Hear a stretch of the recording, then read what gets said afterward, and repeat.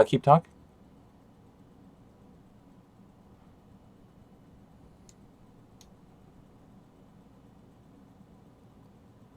Yeah, you're coming through as a little low, but all the rest of us are coming in through fine.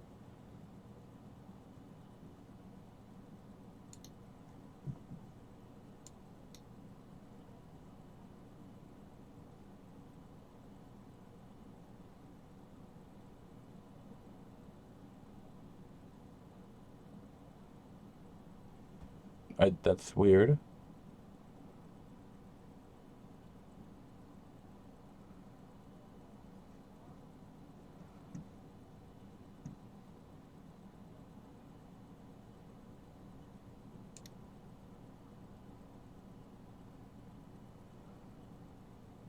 Hold on.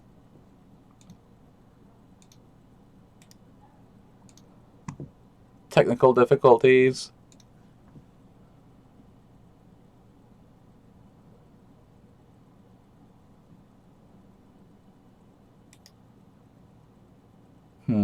Capturing Zoom is all set up.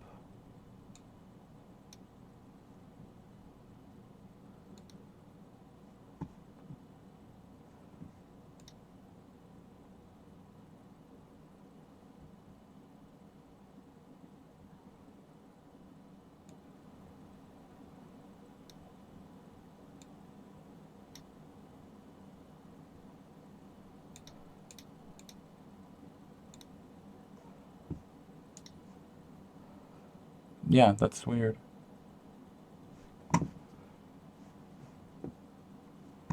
Okay.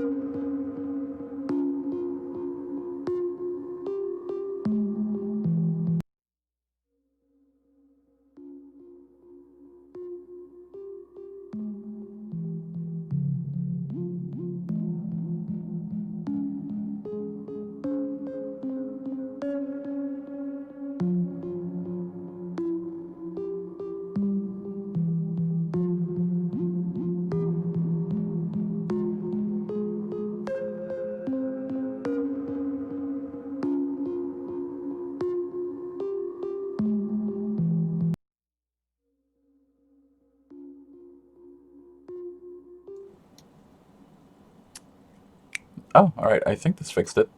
Okay, so Hey. are you gonna count us in, or are we just gonna be like, hey, Testing. hey? No, I just brought us back in because OBS is being funky. Can you all hear us? We're back. We're back. Hello. We're back. Okay, perfect. Okay. Don't know what Let that me was. just- Yeah, we're all good now. Cool. I'm going to turn off the sound on my phone so I'm not hearing myself. Hey, everybody. Someone's complaining that they can't see B-Dave. We know. We know. It's coming. It's dramatic. I'll be revealed at a dramatically appropriate moment. So, I'll do the little finger thing that accompanies that voice. I got Yeah. you, man. the I narrator appreciate voice. that. Also, I was getting ready to do this entire episode in mime, which would Inter- have just been yeah, interpretive. Yep, interpretive role play. so. Let's go ahead and. Good evening, everybody, and let's try this again. Welcome to Boston by Night, a Vampire the Masquerade V5 Chronicle set in modern-day Boston. We are going to head straight into the action, but first, a few obligatory announcements from Onyx Path. The World of Darkness Ghost Hunters Kickstarter has been fully funded with, as of right now, and by right now I mean right now, over $50,000 raised with 6 stretch goals unlocked. World of Darkness Ghost Hunters takes the flavorings of all the 20th anniversary books and puts them together in one package for you, and I'm excited to have this book join my bookshelf. And number 2, and I probably butchered the pronunciation last time, and I'm gonna butcher it again. The Frostlands of Fennek is the trailer is up on the Onyx Path's YouTube channel. It's a expansion of Scarred Lands, which is introducing this whole new continent for 5e, and it's available as part of community content. You can download a preview of it over at drivethrurpg.com. And so I believe that is it for our announcements from Onyx Path. So we're going to go straight into who you are playing, and where can we find you. And we're going to start with Nora. Hi, I'm Nat.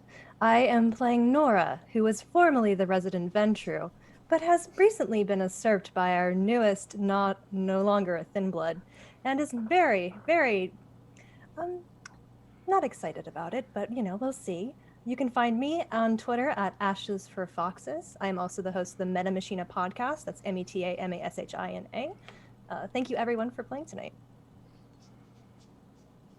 Hi, I'm Carl Jordan. You can find me on Twitter as RPG Carl. I am playing Dr. Jackson Easter, the Tremere of the group, and probably the ranking Tremere in the city at the moment, who is apparently now in the role of keeping the two Ventru off of each other's throats. So that's exciting.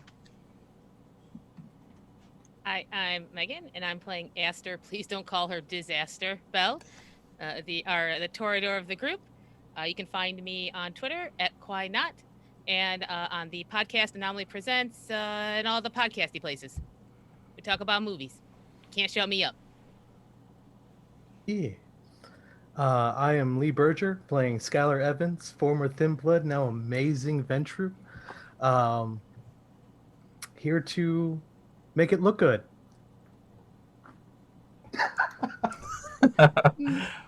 Dark greetings, everyone. I'm Velvet Divine, playing Dr. Alicia Garcia Marquez, the resident Malkavian psychiatrist, and the Hannibal to Skylar's Will Graham. And B. Dave Walters being very dramatic because I will be revealed at a dramatically appropriate moment. Don't expect too much from that. It's not like I'm wearing huge elaborate costuming because Michelle expressly forbade it. You can find me all over the internet at B. Dave Walters. I say words about things and do all kinds of stuff. And I'm pretty sure I'm still NDA'd, so I'll just say I'm working on 2 upcoming things on the Onyx Path. So there you go. 2 things coming soon. Nice. And I'm Michelle Sealight. The C stands for Crystal. You can find me at Michelle Sealight on Twitter, where I write about things and occasionally draw stuff and occasionally write about things. And the reason why B. Dave Walters isn't wearing a costume is because I specifically said peacock feathers would have been too elaborate and would have ruined any green screen effects. God, thanks, Mom.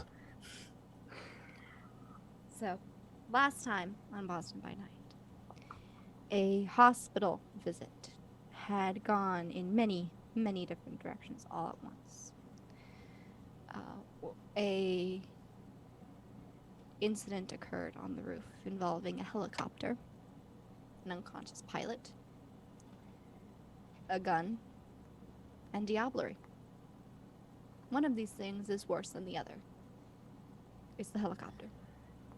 Yeah, Aster, why would you use a gun like that? Come on. You're the innocent one. Hey, he couldn't hold on to it. Then it's mine. Skylar Evans, former Thin Blood, now member of Clan Ventru due to the diablerie of the Ventru on the roof. After all of you had collected, Dr. Jackson Easter, wow, I pulled a me. Dr. Jackson Easter's secondary phone had gone off, the one he had been used specifically to contact the Lasombra Primogen of Boston. But the person on the other line was not the Primogen, but rather the Primogen's daughter of sorts, Mordred, who explained that she needed the coterie to come and help her because she was being framed for the crime of killing Lancelot, and that the Lasombra Primogen had been found. Lucretia Giovanni departed that night with her newly embraced child, or Isabel, offering her services in the future to the coterie, should the need arise for the desires of necromancy. A few nights have passed, and once again, Dr. Jackson, that phone rings.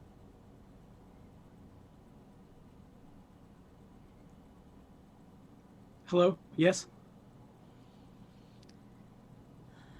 It's nice to hear your voice again. Which voice am I hearing? You are hearing the sort of darker, sultry almost voice of the Lasombra Primogen. Morgan, are you... it's good to hear you as well. Are you safe?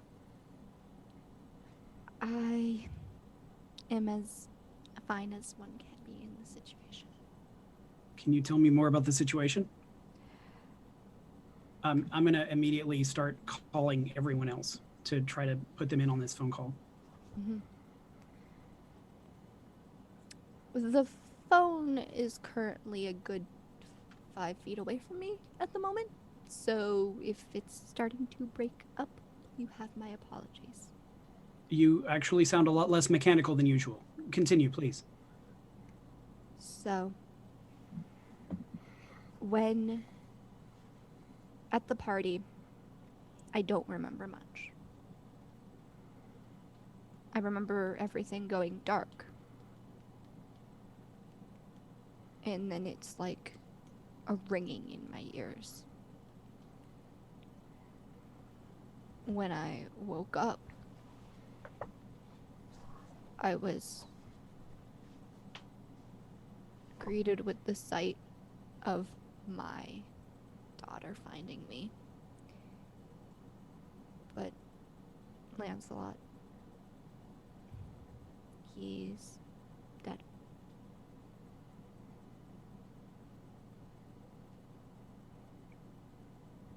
How long ago was that? About a week ago.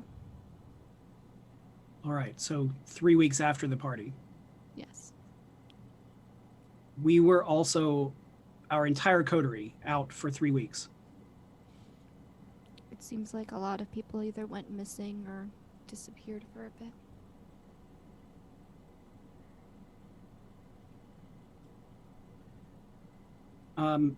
Mordred called me. It would make sense that she would. So you're aware of her situation? I was the one who had to bring her in. Bring her in? Do you suspect her? What I suspect and what's the truth and what the court will believe are 3 different things. Oh, so it'll be easy. Great. Sounds normal. Do you mind if I'm sorry to interrupt. Do you mind if I connect the rest of the coterie to this call?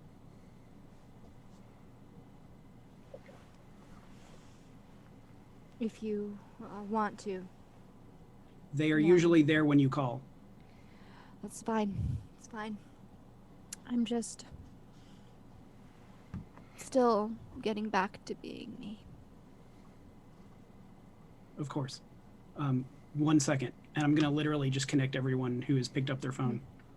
Mm-hmm. So yeah, all of your phones respectively go off. Who answers the call?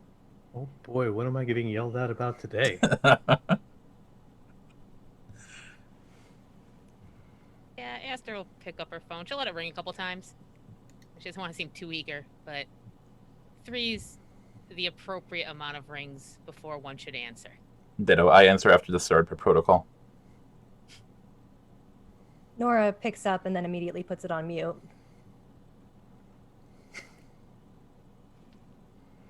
All right, I think everyone's here.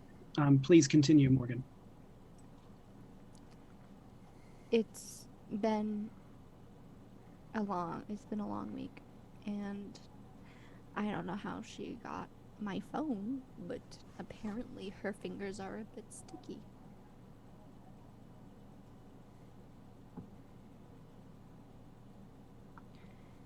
She must have called you for some reason.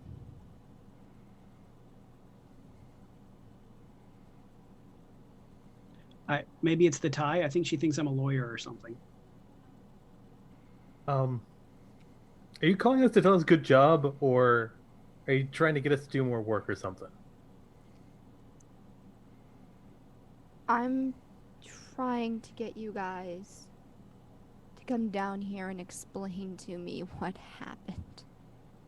I've had a long week, and I don't feel like putting up with any of... And you can tell that she's gesturing towards the phone, despite the fact that you can't see her. This right here, this, and you start to feel like the phone's getting staticky. This, I'm not good with this. It makes sense that we would have a debriefing after everything that we've gone through. I seem to have missed part of this conversation where there's some confusion about what we may be accomplices in considering. Can you elucidate?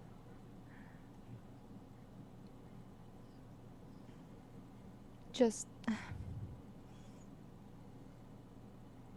court is meeting. That's all I need to know. How about you, everyone? You want me to go to court right now? Are you ready? Do you feel ready? Skylar, you understand this is Kindred Court, right? Yes. Okay. It's About my thing, because I thought we just kind of like, Nora's my mom now, and that takes care of that. You know, I did offer to be an envoy of sorts and to take on whatever you all were going to do, with the good faith assumption that you wouldn't do anything out of line. But, you know, we are in a different place, I think, strategically right now when that comes to that. Right, Skylar? Oh man, can I feel the daggers coming through the phone right now? This is amazing. As if somehow this is all my fucking fault. Oh, no. We're not going to do fault or blame right now. We just want to make sure that if we are going to court, we're not going to do it in a capacity that puts anybody else in danger. I feel then I shouldn't go.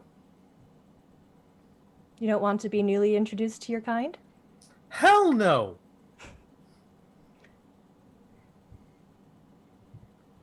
Well, that depends on it, whether or not they're going to make us explain why you're absent, which would make sense considering all of that's going on recently. It's, as far as I've been informed by Mordred, it's supposed to be a gathering of primogens, but I'm not allowed to vote. Oh, that implies that they assume you are already conflict of interest. They, apparently I am not allowed to vote on behalf of my daughter. No, apparently that's a thing in the legal system. Who knew? By the way, Dr. Jackson, thank you. Sorry. Why? I find it curiouser and curiouser that they're calling us, who were torpid for a fortnight and a half before this happened. At least we have one of the primogen that can stand up to that. They can support that. Sorry. Mm-hmm. So Well, even Mordred was there. Probably have this argument there because this is one of those things that they ask in a question voice, but it's not a question. They're telling us to go. I agree. You should probably come, Skylar. It'll be worse if you don't. Oh boy. They're not the chillest with their etiquette. They're a little stuck. They're a little stuck up. Morgan, are you going to be there? I will be in the building. In the building? Will you be in the room? It depends on if they allow me to. They can disallow a Primogen from even being present? They don't. I have a history with the court. Oh, you're a Apparently they special don't- case. Yeah, it's a long story that involves a lot more time than we have. But I've fought a few of these people in the past, and I've earned my spot through redemption of sorts.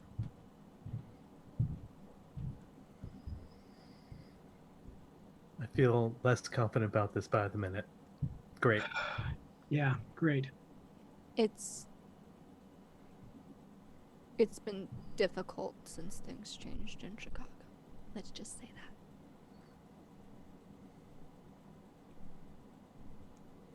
What does this have to do with Chicago? The Lasombra clan is a new addition to the Camarilla. Right. Some Lasombra have to prove themselves worthy of joining through different means. For myself, it involved sacrificing another Lasombra. In Chicago? In Boston. Huh. Chicago set the precedent. Boston decided to follow. Oh. To be on our best behavior, and I know that's hard for us because I don't think we've set like a baseline for what that behavior should be. But maybe tonight is the night to set that baseline. Oh. Is Skylar great. pointing to himself? I have this feeling that Skylar's pointing to himself. No, I wouldn't do that. No, we're all a mess. I mean, we've tried to. As that Remington Set guy a said, baseline. we're trash fires. Remember when he said that to our face? It was I remember earned. how mad you got. Yeah. He was right. Well, if that's a baseline, we can only go up. Hey, Dr. Easter, you gotta pick a really good tie for this, okay? Like, this isn't like an okay tie or this'll do tie. I need you to like really, really, really dig deep on this one, okay, though? I know you can do it, though. I don't doubt that you can. I need you to like take this really, really seriously. The prince is a Malkavian, right? I remember king. Does advice- Jester know that? Yes, she would. Yeah. She would Then know that traditionally for the past 100 years or so, it's been a Malkavian. yeah. Okay. Great. I remember the advice you gave me about Malkavians and ties. Oh, good. Oh, you listened. Oh, that's cool. Now, people don't always like listen to what I say and then remember it. They nod, and then they forget it. No, of course I listened. Thank you, Doctor. See, we've got this. This has been a really good call. Who called us? Hi. Somebody who blackmailed us. Oh, hey, Morgan. I'm still trying to figure out what the knives function of this phone is now. Because apparently you can feel them across the phone, and I'm disappointed that I've not figured out how to stab someone from across the phone. Okay, I'm gonna All hang up over? now. Yeah, I think. Hi, I don't mean to be rude, Morgan, but I also am a little terrified, and I'm thinking of hanging up the phone now. I don't want you to think that's rude. All right, I click. hold you in high respect. We're gonna just meet outside of the court. Where is it? What's the The address? old state house in Boston. Okay. Ask for the exclusive night tour. Got it. Okay. And it's been a long week.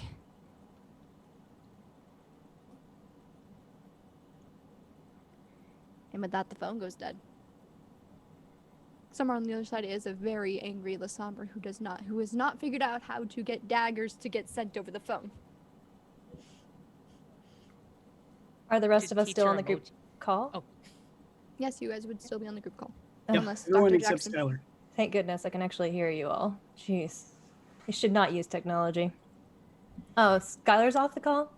Huh, that's who I wanted to speak to. Yeah, Darn it. he already cut out. Should I call him back? Go ahead and give it a shot. Okay. I'm going to try calling Skylar. He's gonna stare long and hard at this phone, ponder his life for a few moments, and then answer it. Yeah. Oh, good. Yeah, Morgan's gone. Okay.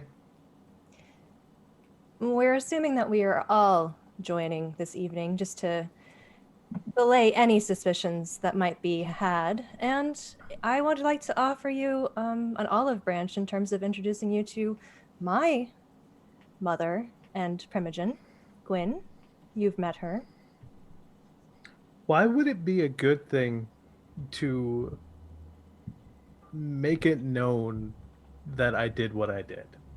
Well, we can have that conversation in private, but you can't really escape the fact.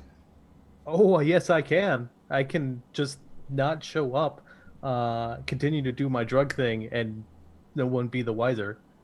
Well, that's funny because, the conversation we had after you tied us up and drugged us in ways, to have a conversation about, trust and how it works both ways, how we are a coterie now. I thought that was a development in our relationship. But See, that I agree with this. Up until the point where you got to the roof and immediately started accusing me of stealing your goals. it was a very tense moment for all of us, and I feel like I've reflected on that. And in order to get through this newest problem on our plates, we should put those issues aside and, act accordingly. Business side, Miss Vandermeer. Mhm. Will you give your word that you're not going to do anything that will endanger Skylar? I already have, but I will repeat that and say that yes, I will still be. I will be here for you. Man, can I hear you twisting your own arm to say that? Fine, okay, we'll talk to your mom. There are also the options of you wearing a mask or us introducing you as a new persona, unless we're able to weave together a good enough narrative regarding the Diablerie. Also, we should maybe do whatever we can to not bring up the subject of Diablerie. Absolutely, but there's still. If we introduce me as somebody else, they're going to ask where's Skylar. You could always be my childer, so Ooh. that is an Oh. option. I don't think anyone would believe that the moment I started yelling at you for giving me orders. I mean, that's the relationship I've seen with most parents and children, so. Aster, do you yell at mom? Okay, so but this is different because she's more like stepmom. Like I was forced to well, yeah, I like Nora. Nora's my mom, but also like not my mom. Like she's the court appointed mom. Yeah, so I don't If I think yelled this... at her now, would you, Nora? Why? It's so convincing. Wow, that was Thank you. top-notch acting. I don't think anyone would believe it. Okay. Oh, so fun fact, Skylar, I started working on a fake ID for you months ago. How are you going to do that with the face, with like it was? Oh, that was the hang up, yes. Well, I'm glad we've moved past that. Okay. Yes, I will go. No, I don't think introducing me as anyone but other than Skylar is a good idea here, because they will ask where is Skylar, and they'll also want to know what happened to Gregory. And if any of you lie, it'll probably be found out. Alternatively, we lie and say that Gregory forced you to commit Diablerie as a last fuck you, as it were. was a nuisance. There was only one camera on that rooftop, and it was a terrible angle. I don't think there's any proof. Good at you. Are you at telling truth from lies, Alicia? What are you asking? How good at you are you telling when somebody's... I'm sorry. How good are you at detecting when somebody's telling a lie? Peerless. Do you feel another Malkavian would be really good at that as well? That's more down to their individual traits and their particular derangements. That said, I may have ways of exacerbating those derangements and calling into questions any judgments or accusations that might arise. Hi. Aster here. I don't think we should lie, because we're about to start a complication that will start another complication. And you never know what one kindred or another actually wants to hear from us. We might be saying exactly what the court would want. Also, I don't think we're great at it. Aster has a very good point. Well, here. I'm great at it, but yes, we collectively... I'm sorry, Doctor. You're fantastic at it. Now. I don't lie. I don't lie. In which Manipulation case, of the I truth. would suggest we stay mum. And if anything pushed the Sabbat issue, we already know Gregory was involved, and the gangrel incident must have been a Sabbat thing as well. The gangrel incident, yes. All right, let's just not disclose any information unless we are directly asked, and assume that those of you who cannot lie just stay quiet, right? I think that's a great strategy. Doctor, Doctor? why do you keep bringing up the gangrel incident? Well, that's part of the Sabbat issue, isn't it? A wild urban gangrel ambushing me out of nowhere and stealing my meal. Stealing your meal. This was at the carnival, right? No, this was before we went into the tunnels with Primogen Remington Steele. I happened to smell Skylar's leftovers in an alley, and before I was able to feed, this gangrel came out of one of the manhole covers, threw me aside, and drained the human before I could intervene. I remember you had to change your dress. Well, when you tear into another kindred, they also bleed, so... So you tore into this gangrel for attacking a human that you were hunting. Yes, they were quite frenzied, so reason stood that I would be next.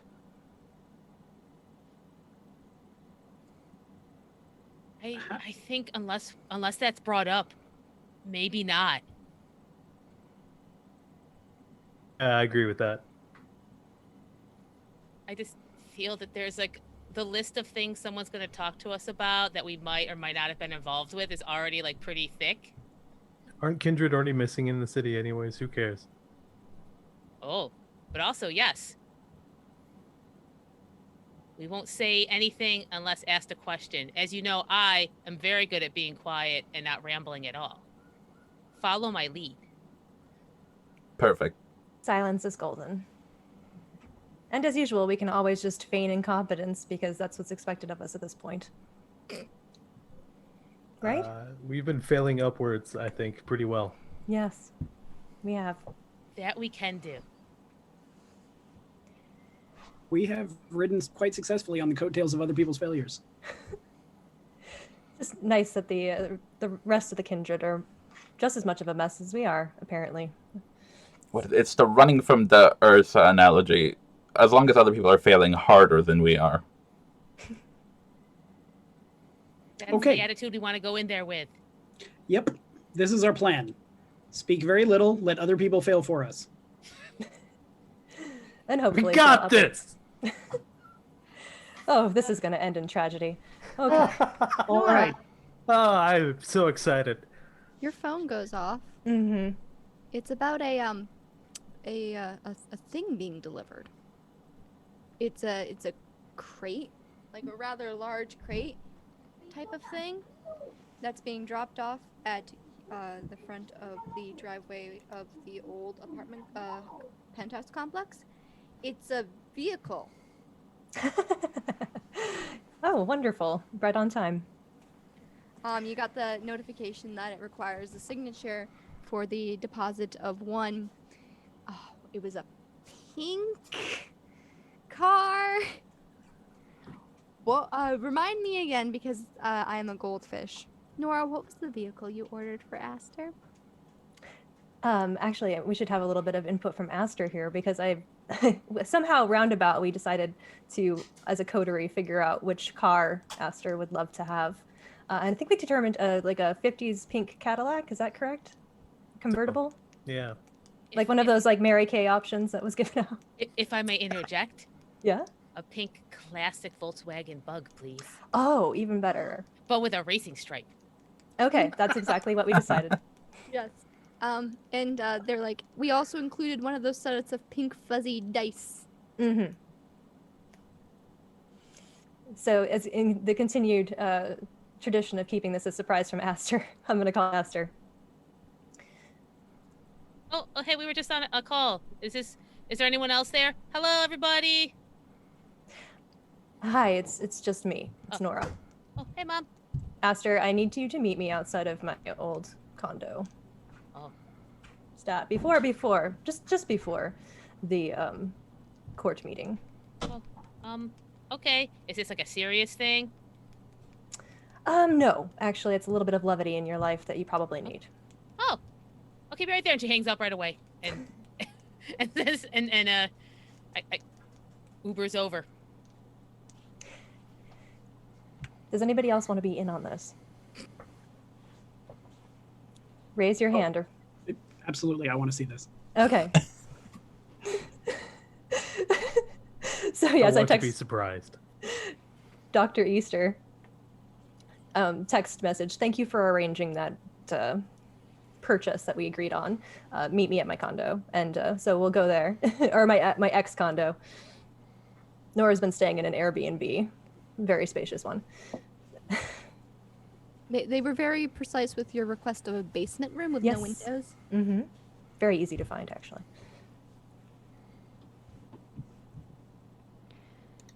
So yes, Nora, at your ex condo, there is a person standing out there with a clipboard. There's two sets of cars. There's a car that looks like a beaten up tow truck a bit, but the other car is a pink Volkswagen. Old Beetle, not a new one. Those ones have like the squished tops. And Bueno, me lo dejas ya. Estoy por él ahorita. with a racing stripe on it. Wonderful.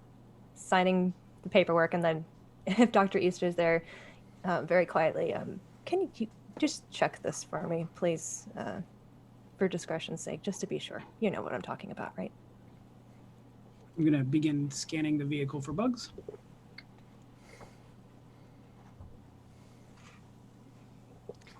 If you want to try scanning the vehicle for bugs, just give me a quick wits and wits awareness. Or wits technology. I'm definitely referring to technology.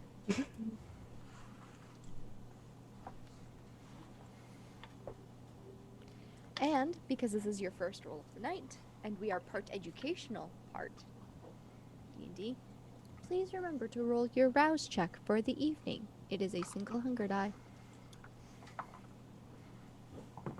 Failed my rouse check. Thank you. You're now hungry today. A force ghost appears on your shoulders and informs you that we may have a problem later on.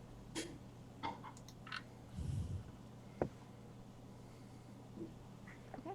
So those of you who failed your rouse check for the evening will start the game with one more hunger for the rest of the night or until you feed.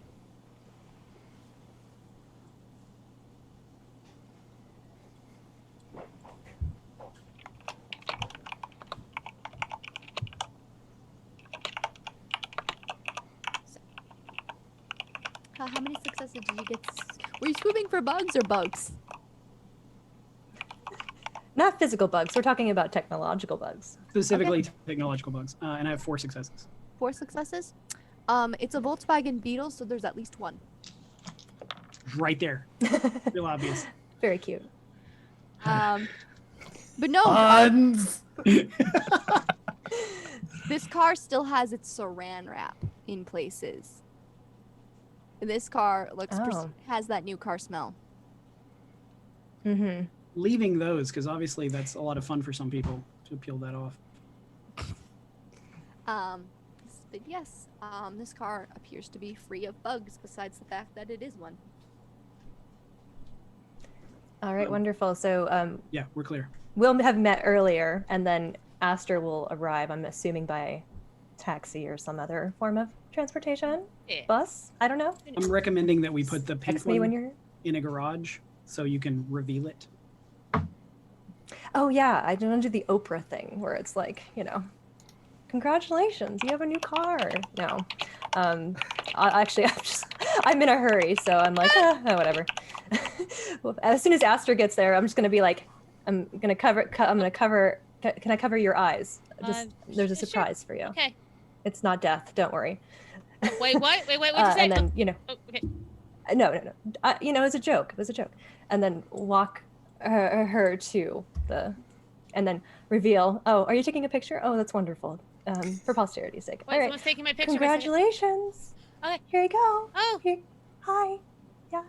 Oh, you got a car. This is a really good one too, Nora. I think that's a really good choice. It'll show, like, it works with your hair and your style. Like, it shows you, like, it's kind of like, you know, like relaxing a little, which I think you really need to.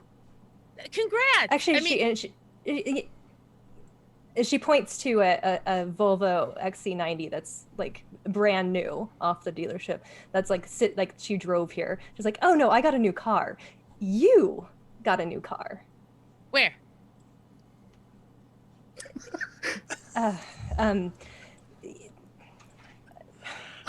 Oh, wait, this? And she runs at it. Do you not and like it? She like hugs it. Look at it, so pretty. Oh my god. Oh my god. Oh my god. Look at it. Oh, look at this. Oh, wait. Let me get in the seat. Get some photos. Okay, check this out. Put on my driving gloves. You have your I'm gloves ready. on. Yeah. Yes. Okay. Wonderful. All right. Okay. Okay. Hey, Mom. Oh, look, Dad's there too.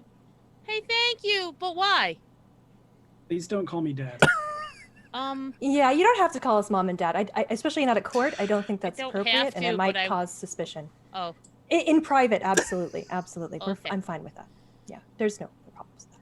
Yeah, No, still Aster, don't call me Dad. this is a gift for you specifically. I didn't prepare a speech or anything. I know I should have, but you know, honestly, you've just been a bright spot in all of this awful mess that we've been experiencing for literally months now. So I just wanted to give you a token of my appreciation for your ability to navigate that in such a gregarious and charming way, you know, like just admire that. Is this because I gave you that businesswoman figurine? You don't have to get something for me in return. That was just a gift. You know, yeah, no, honestly, if you really want the real answer, I just didn't want you driving my car anymore, but that's, you know. Okay, that actually makes sense. Usually gifts have come attached with something, I found. That's how it's often how I have found it. Like, you know, here's these pearls, Aster, now behave. Can you get your shit together, Aster? There's none of that. No, we're not asking you to change your behavior or to have anything to give back in return. This is all just, and this is not just mine, by the way. This is from the entire coterie. Oh. Again, a form of appreciation that we have for you as a person. Okay. I can never drive your fan again, though? Just ask my permission next time, and we're going to be fine. Okay. I will try my very best. And then she actually gives Nora like a hug. Oh, interesting. Okay. Thank you. Lovely. Thank you. Thank you. Josper. Mom. All right, I've sent that video to everyone else. A touching moment in our coterie. Yes. How fast does this go? Don't tell me. It'll be a surprise. Are you going to be taking the beetle to the? Oh, Yes. well, absolutely. She's not going anywhere without it unless someone forces her. Okay. How would you all like to go to court? Anyone want to ride? Beep beep. I am driving my beat up truck. Dr. Easter, do you want to drive with me? Maybe you can check for. I mean, this is brand new. Yeah, sure. I'll ride with you. Okay, great. Dr. Alicia, I'm assuming you're taking the grave robber? Yes, but I'm leaving Dinah home just in case things get hairy. So yeah, you leave. You decide to leave your familiar home, who's just.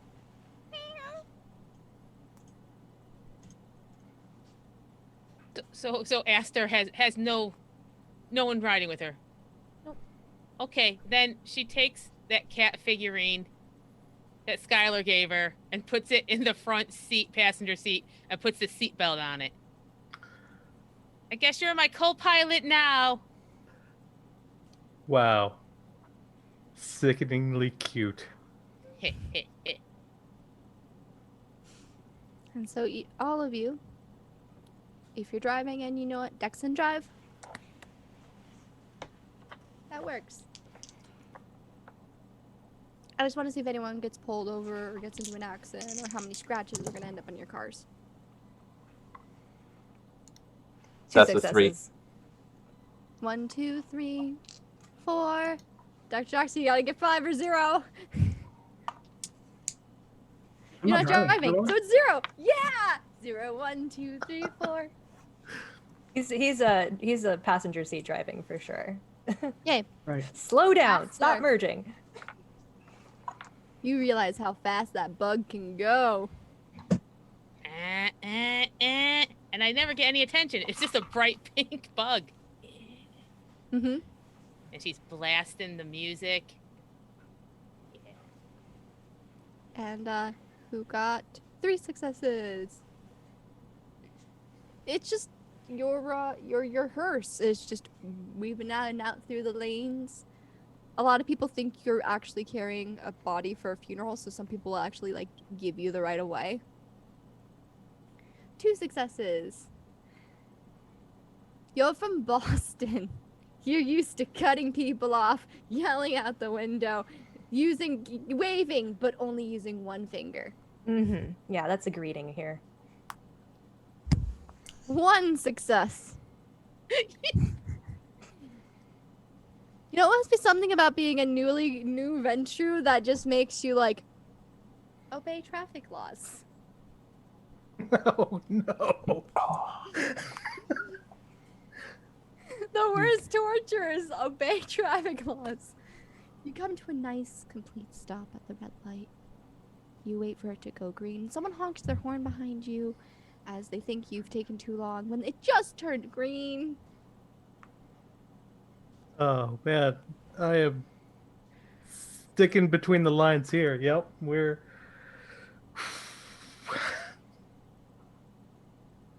And you'll see like this really nice new vehicle cut you off at one point.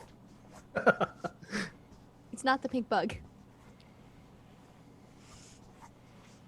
And so as all of you make your way to the as you all make your way to court at the Old State House in the center of Boston, this brick building surrounded by tall skyscrapers almost seems extremely out of place, but this is actually a historical building that's been preserved for hundreds of years. And tonight is the hosting of the court. As all of you all enter, normally at this time the building would be closed, it would be locked, but it is open. And there is a receptionist, a man dressed in black button-up shirt, red tie, black pants, and a belt with a little metal name tag that says his name and his position with the Boston Historical Society. And he's just like, yes, we're closed for tours for the day. If you'd like to come back tomorrow morning, we open at 8. We're here for the exclusive night tour. How big's your party? 5. Okay then, I've been instructed that if you were to show up, that I was to escort you straight away. So please follow me. Expecting us. Lovely. Yay! And you all make your way up. There's this rather large spiral staircase that makes your way up. And waiting for you at the top of the stairs is Morgan. With her long black hair, almost Morticia Adams-like dress. The shadows seem to almost radiate off of her tonight. Did you figure out the knife function for your phone? I haven't, and I'm disappointed. I'm sure Dr. Easter can help you with that eventually. I can, actually. Well, that's off. Don't tell anyone.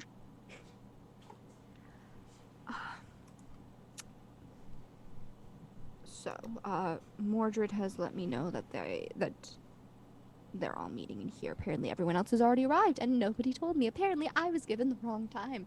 Because, you know, who would want to give me the right time of day for this? They wanted you to show up with the rest of us. They wanted me not to show up at all. This smells like a trap. Can I smell this? No, I wouldn't really call it a trap. It's just more walking into a scenario where we know we're expected. I have my mood ring. It's black right now, Sorry. but I'll let you know if it changes. That'll probably work better when you're away from me. Oh, no, it's always black, but there's always a chance it might not be. Yeah, it's not technology. Do you not know what a mood ring is? Well, no, of course it's not technology. It's like spiritual. I'm looking at Morgan. And she just looks back and she's like, Okay, moving on. Wait, though, let me see your tie. And she bends over Dr. Oh! Oh, okay. Yeah, that's perfect for court. It's red. Now Yeah. it's blue. Oh. Now it's red. Now Okay. it's blue. No, that's good. See, these are all good signs. We're doing this correctly, which is important. Nora's just looking at Skylar. Justin. Good job. At least, at least you're clean. That's great. At least? I look great. You do look great. who's this guy? The one that knows you're blackmailing us. You're gonna need to be more specific. Nice. You know what? I'm good with that. Who's the new guy? There's no new guy. There's no new guy. Well, no, because we've got bossy, glasses, purple, weird, and creepy. Where's creepy? This is the artist formerly known as Creepy. There's no new guy. Artist formerly, you know what? He's Take had an that too. aesthetic change to preppy. No, I just think, makeovers are good for some people.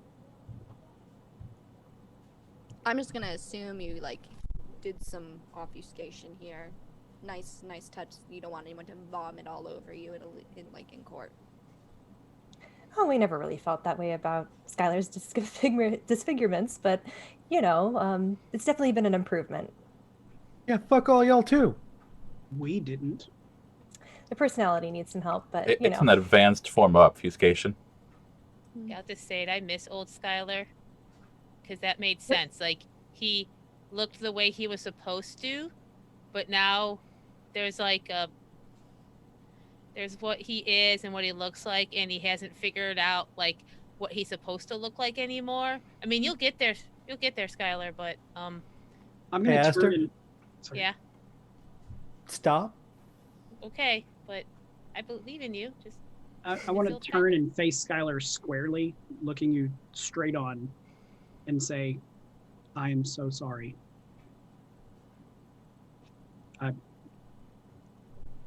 I didn't know that we were treating you like that. Well, let's go. I sure can't wait for more of this shit. We're just giving you a preparation for what you're going to experience. That's all. Like, I the hope only, everyone else is prepared for when I read. Good luck, like, buddy. the only people who know about you guys here is myself, Mordred, and, well, Guinevere. Like, the court knew I was getting some outside help with the investigation of Gregory, but I didn't give them names. What? Do you mean you've taken sole credit for all of our work? What? You mean I wanted to ensure you guys didn't fuck it up before I gave you guys credit? What? You blackmailed us and forced us into this shit in the first place? What? You guys were there. I wasn't. How dare we? Yeah, how dare you be present when I need you? Hey everybody, quick pep talk. I think we need to get our shit together. Oh, we discussed the plan. We're ready, right? It's not gonna get better.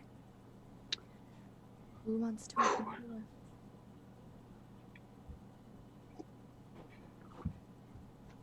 Wants to what? I didn't hear you. Open the Who door. wants to open the door?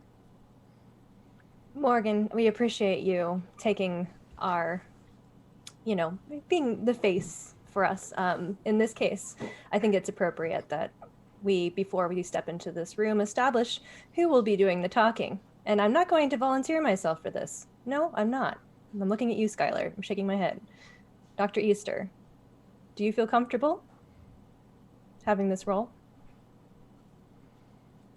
I feel comfortable speaking for myself, but not for the whole group right now. Do we have anyone else that's willing to step up?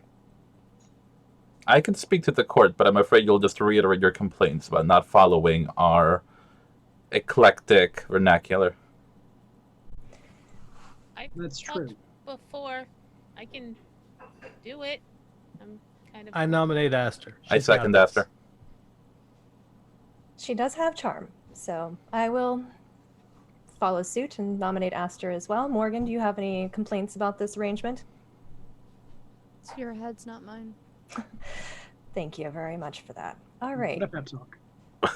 No, it's just your Hi. child's head. It's fine. We got this. Aster, I believe in you, and if you need any backup, I am here for you. Just give me the signal, whatever you decide to do. Oh, I'll just be like, Nora, help. Okay, that's a no, good signal. not That's, a- okay, I'm gonna open the door now. Okay. And Aster, as you touch the door, the cold metal of the handle permeating through your glove. And the door opens with a creak. This door's old. It's definitely much older than all of you. I'm Yeah. putting in my earpiece. In the room, you'll see a gaggle of people. You'll see 6 people dressed in various styles. Some of them dressed in almost Renaissance-era clothing. Others are dressed in more formal outfits. Nora, you Bueno, recognize gracias. your sire, Guinevere. Dr. Jackson, you recognize someone in the room too, as someone who is present at both the party, but also present during the attack on the Tremere at the Fright Fest event. Right. So you recognize him as a member of Clan Tremere. Aster, you do see someone you would recall being Toreador Primogen-esque.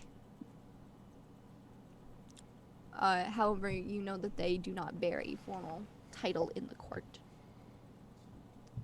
And last, but certainly not least, besides the 6th Primogen, is our prince for the evening. Da-da-da-da. He is sitting in a rather tall chair in this room. The red curtains drawn open to see the varying lights of the city. And it is at this moment you realize that the decor in here has been changed. Normally in the historical building there is rectangular tables. They have been replaced with round tables. Some people are speaking with more of a formal accent, others are speaking informally. It seems to be an amalgam of the two, but they all seem to give the air of it as all the chattering dies down to silence as they all look at you.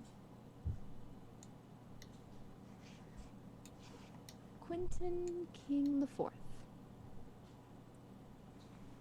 Can you describe what you look like to the Chaos Coterie?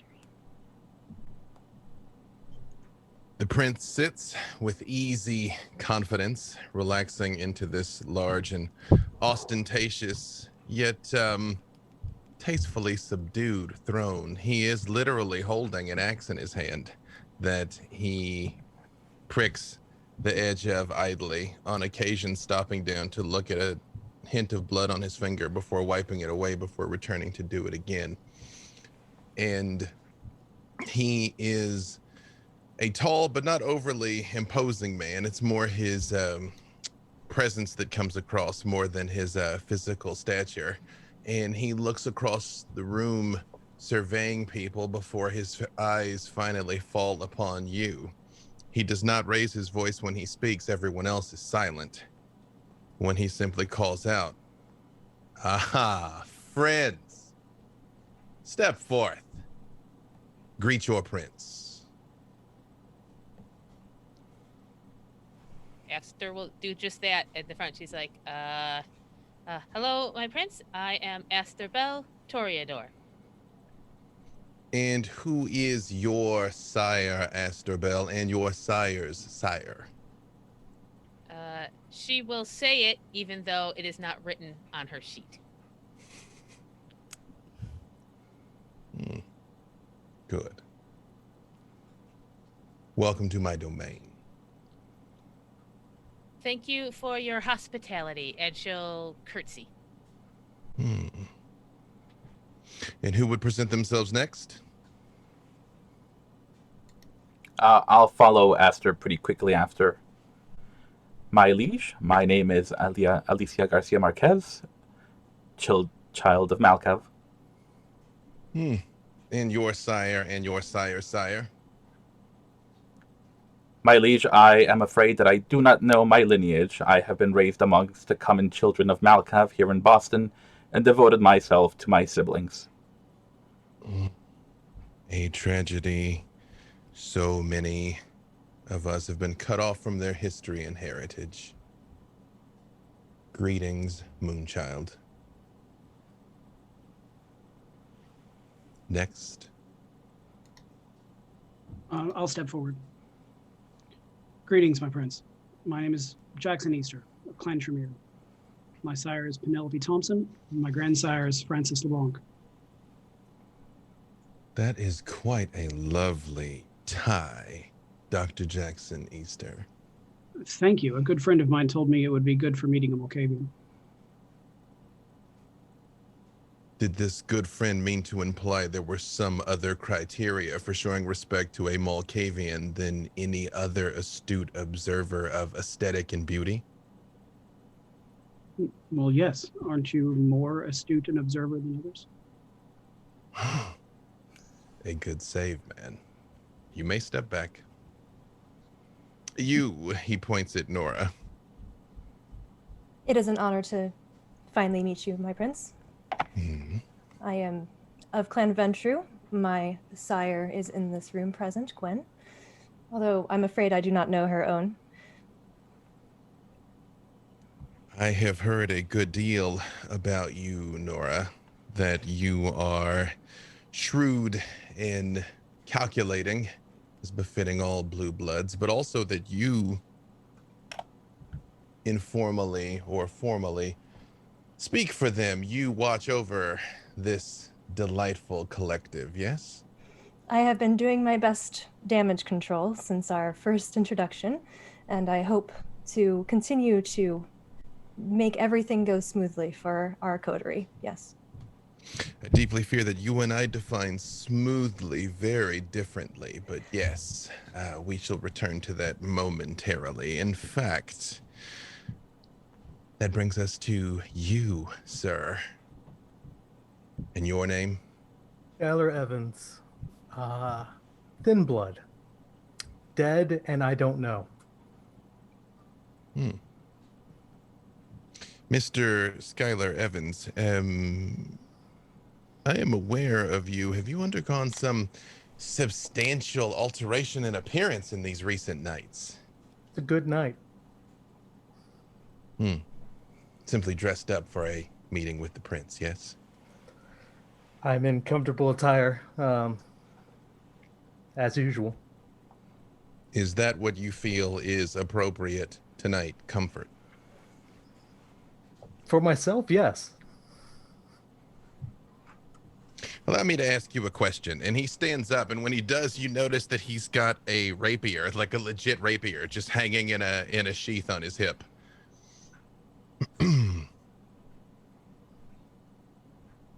What does the concept of chivalry mean to you, sir?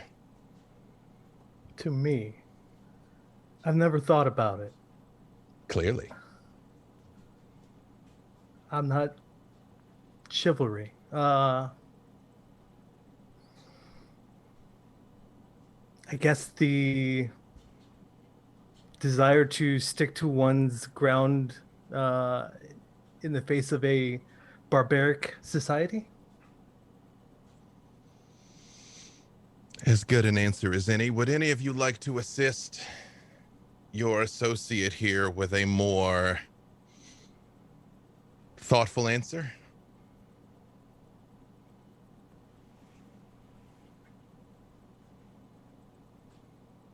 That is to say, you stand by him?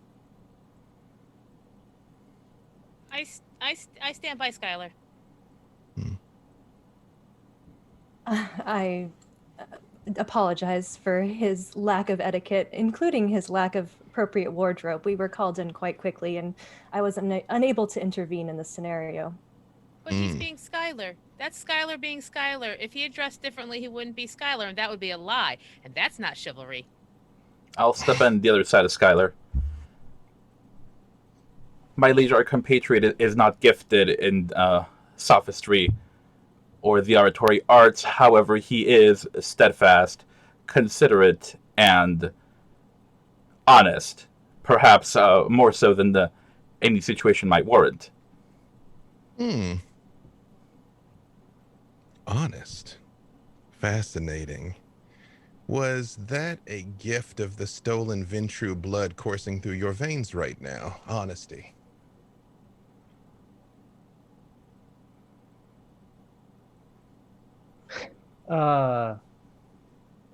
No. I'm not here to bullshit you. In your eyes, I'm still a thin blood, aren't I? No, you aren't, and that is highly problematic, but please continue. I don't know what else to continue with. Allow me to explain to you all clearly the circumstances under which you find yourselves, and I do sit back down.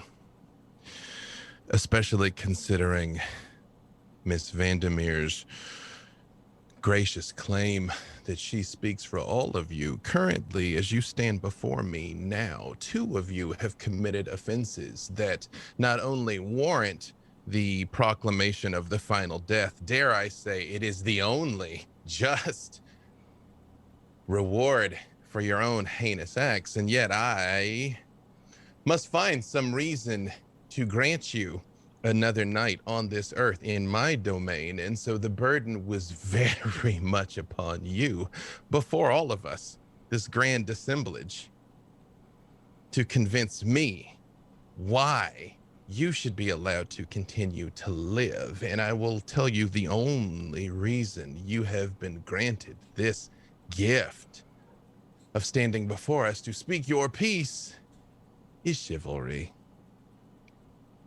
I am not like other princes. I'm not like that buffoon Vannevar Thomas or that peacock Kevin Jackson. I don't bar doors and bomb homes while you sleep. No, if your head is to come off your shoulders, it will be done by me tonight before this grand assemblage. So, I ask again, and think carefully. Before you respond, why should I let you live, Skylar?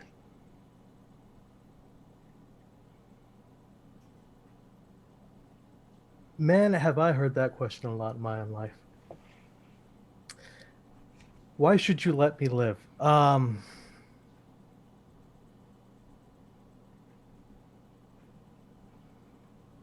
What am I supposed to say? Because I want to live?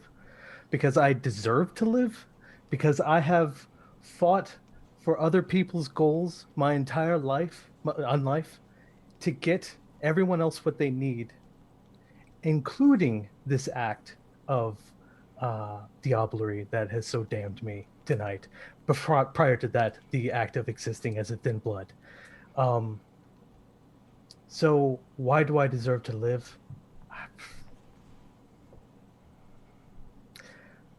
I think if you're going to kill me, you might as well just do it. If I have to convince you, that means you already have doubt. If there is some game here, I don't want a part of it.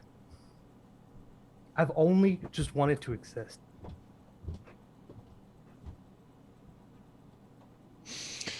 It sounds to me, be it through some misplaced misinterpretation of selflessness, or perhaps a lack of comprehension of the finality that very much is weighing down on you, you are attempting to foolishly opt into destruction. Dr. Jackson, you as a Tremere, one of the few remaining that we have in Boston, terrible work. Those recent events.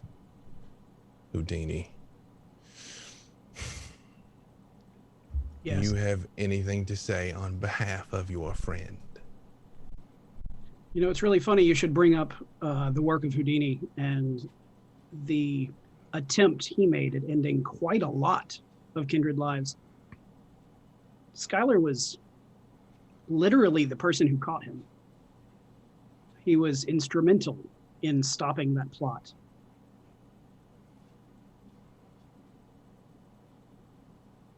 It's just one of many times that he's saved a lot of kindred of the city. Your argument is his own heroism. Interesting. My argument is that his own heroism, if you'll excuse me, his own heroism is a sign of his chivalry. He may not understand the nobility he acts with, but he acts with.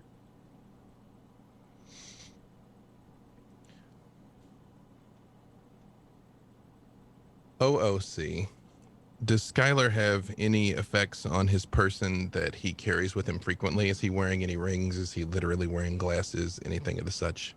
He is wearing glasses. They're not his glasses. He keeps a knife on him that he has done a lot of terrible things with.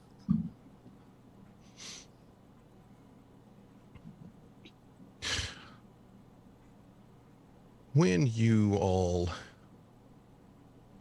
were at Harvard campus,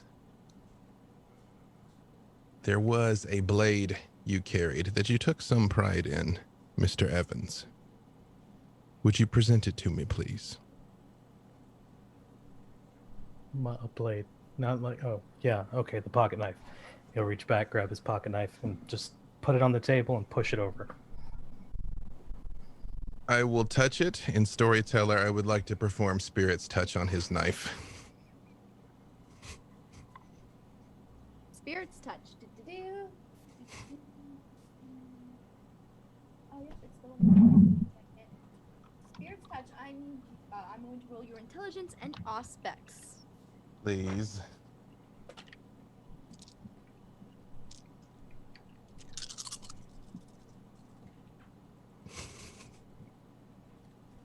Alright. Now I'm just going to double check the rolling on Spirit's touch because It is on 250 in the book. I have it bookmarked. Hey, of course you do.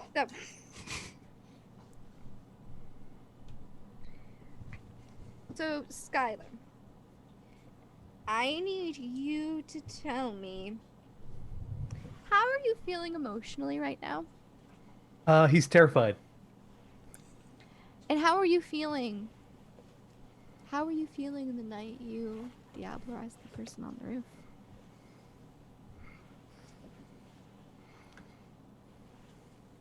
Anger and terrified at the same time. Mm-hmm. Has anyone been in possession of this switchblade besides you? No. No one has touched it besides you? Nope. So, this blade through time has passed through the hands of, like, manufacturers, but nobody of note. Sure. But yeah. So, that is the information you glean. You glean, like, the emotional state of everybody who's been like, oh, we gotta put the piece here. But you glean Skylar's feelings. How would you say Skylar's emotions have evolved since the start of this campaign? The beginning of it was nothing but distrust and that fear, the fear is feeling now. I guess abandonment. But he has grown to enjoy seeing the others, especially Aster. But now he's at a crossroads. He doesn't know what to feel about his new self. He feels like he belongs. That's the best I can really think there. And that is what you feel off of this blade, Your Majesty. I am aware there is not currently a Tremere Primogen, correct? And we have a person somewhat filling that space with Toreador. Is there a Malkavian Primogen? As of this moment, there is not a Malkavian Primogen. Your sheriff was a Malkavian. Then currently the Toreador, who is not quite the Primogen, would they be the highest ranking person in this room that I think has a reasonable expectation of being able to do what I did? Yes, actually. There is a Tremere in the room besides Dr. Jackson. You've just called him your resident Merlin for now. But they're somewhat of influence. Yes. If either of those individuals would like to touch this knife, I would make it available to them if they want to perform their own spirit's touch to see what I saw. Mm-hmm. And so the man, this is a man that's wearing glasses and a tie and a button-up shirt, as all Tremere do apparently. But he has gray Bruja have leather hair. jackets, and Tremere, that, I mean, that's Yep. some things just are how they are, yeah. He has graying hair that used to be a bit thinning. You could see like the visible wrinkle lines on his face. He looks like a worn, elderly silver fox almost-ish. He touches the blade. And he gleams the same bits of emotion. Dr. Jackson, it's at this point you recognize him actually. This resident Merlin, not only from the incidents in the past, but he was a member of the pyramid in Boston before departing. And you did him a solid quite a bit ago, actually. It's almost like he's on your character sheet.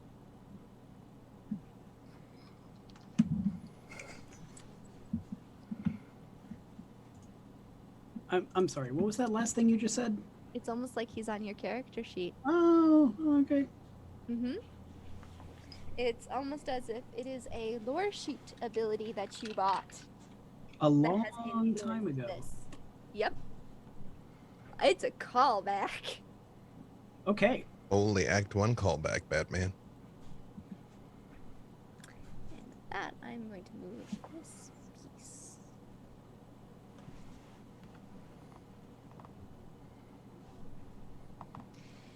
So,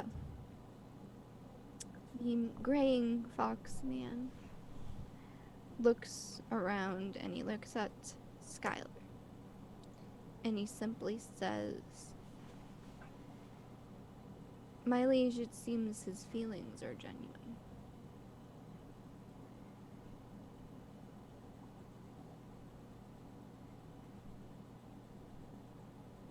You just nod. The Toreador, who is simply just known as Rose.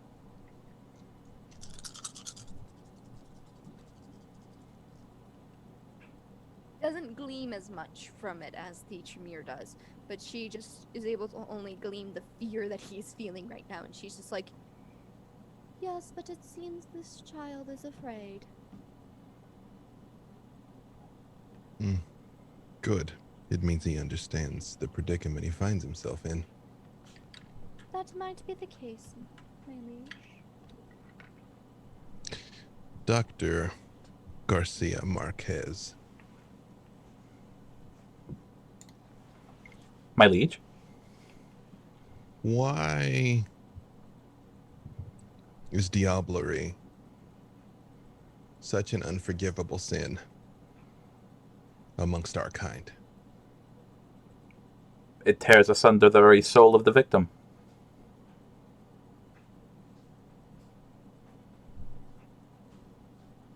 Is that all?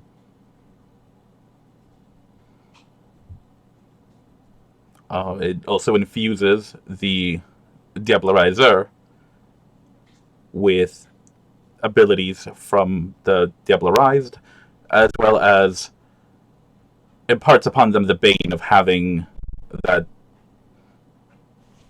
victim's soul stay with them. At least per what I've read and been warned about. Read and been warned about.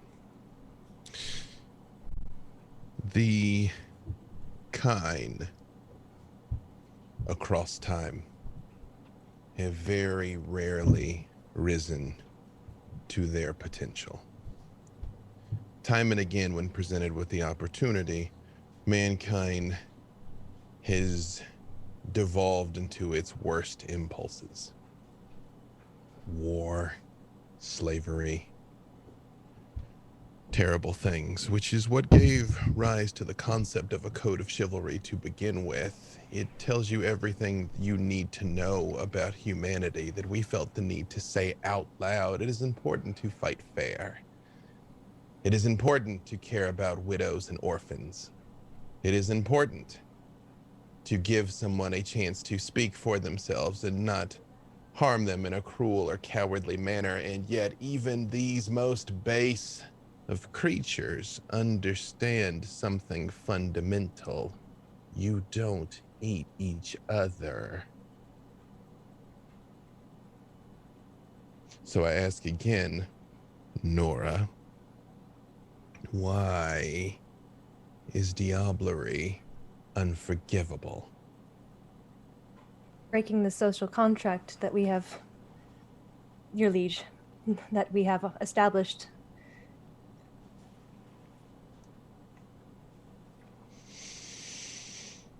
It is a gross perversion of the natural order of things. We sit atop the food chain. We need not be cruel, but we are the apex predators, such as it is. And when we turn upon each other, yes, it undermines the social contract. It undermines all of this. It undermines the concept of the Camarilla, of the traditions, of structure, of order. It makes us no better than the beast that lives in the hearts of each of us. And if that is true, why did you also engage in this most heinous of acts, Dr. Alicia Garcia?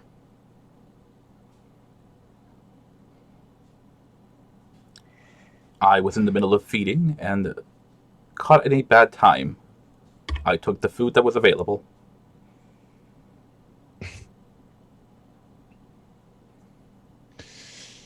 Dr. Marquez, I will not insult your intelligence by presuming that you believe what you just said. There is no accidental diablerie. It is a fight and a struggle as another kindred's very essence does everything it can to extricate itself from being consumed and eradicated for all time. It is the most violent act any sentient being can perform on this planet. You did not do it by mistake. And I caution you, I caution all of you to avoid disrespecting me with falsehood in my domain. My apologies, my liege. That was reckless and disrespectful. The initial bite was hunger. The final product was curiosity.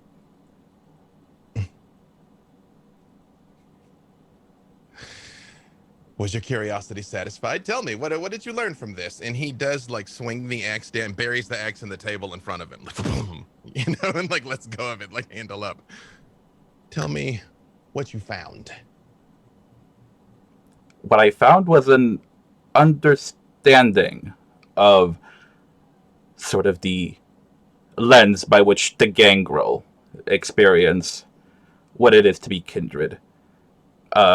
On a more pragmatic level, I learned that the gangrel in question was a Sabbat who knew and worked intimately with Gregory. There are no more Sabbat in Boston. The Sabbat have been eradicated. Clearly they have not. This one continues to plague me, and every now and then I'm able to vex him into revealing more of their positions. Also, Gregory spoke at length about it when he railed against the Ivory Tower.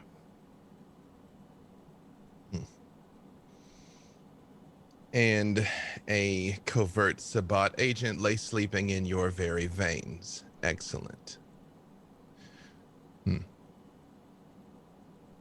Skylar, do you know why some look down upon the Duskborn? I myself do not. I am quite aware and familiar with what it means to have someone look down their nose at you. Due to an accident of lineage and birth, I was fortunate to be embraced into this great, grand lineage, and yet I realized that was through no overt acts of my own that Quentin King chose me, and as such, I cannot look down on anyone for who chose them. But do you understand why they hate you?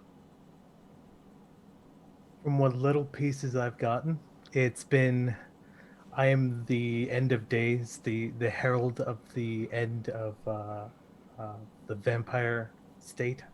Gehenna, I think is the one I heard. I really don't look too much into it because I don't really, I mean, how am I going to say that I'm the end? I don't really buy much into that. They hate you because they do not understand you. They hate you because they fear you will do exactly what you have done. You yourself have become the poster child, not just for a blood hunt on you, but on all the Duskborn of Boston. Do you not understand that you have not only abdicated your own right to exist, but have put me in a position where you have called the existence of all of your kind into question, that you could so leisurely, so cavalier, take the vitae of not just another kindred, but of Ventru, no doubt. Although the irony of that, of blue blood coursing through your veins and the face that Vannevar Thomas is going to make when he finds out is almost worth letting you survive just to see what he will do. But by your actions, you have jeopardized all of your kind. And were I a lesser prince, the fires would be burning on their backs right now. I'd like to make 2 corrections here, if I may. I believe you might want to choose a different word before you proceed. Defenses? Acceptable. There was no cavalier about it. This was a fight for the entire coterie. This man had been the cause of all of our problems, and I was determined to end it that fucking night. I have no... I don't kill. That knife has never killed anyone. That man I killed because he was a threat not just to me, but to all these people I care about and this city that I live in. So there was no cavalier decision about this. This was a choice I made to end a problem that was plaguing everybody. Speaking of a problem that's plaguing everybody. I know, segues. Eventually, there is a knock on the door. Walking in is a well-dressed man with a Robert Pattinson-like face.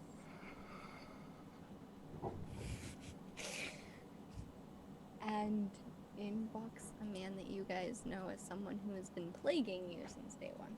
There we go. A problem that has been plaguing you since day one. And,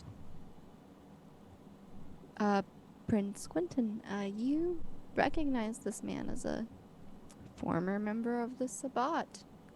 You recognize this man as Gregory Crawford. Is his presence welcome here? As he has not received a formal invitation. As far as you knew, he left the city after the war was over. But at least overtly, he is not currently, say, under the declaration of a blood hunt. No, he's not under the declaration of a blood hunt. He had left peacefully at one point. You can tell that Gwen is very tense at the moment because something doesn't line up in her head.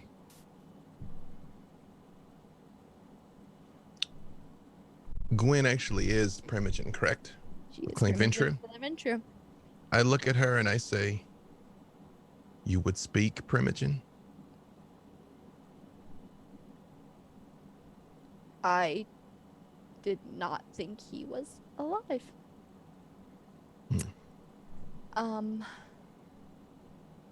Gregory, it's interesting to see you again.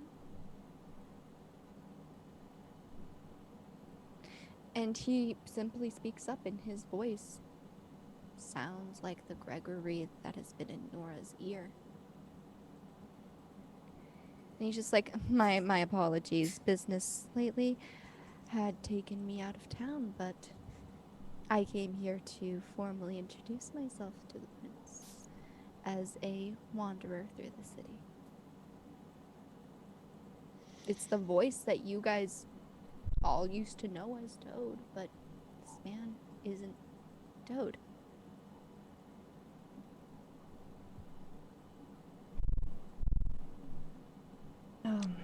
Fucking Toad.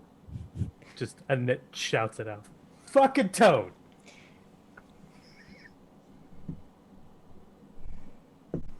Miss Vandermeer, I can see on your face you wish to say something. Please do. The only thing I wish to say is that I am glad to see Isabel has recovered from her embrace in a very...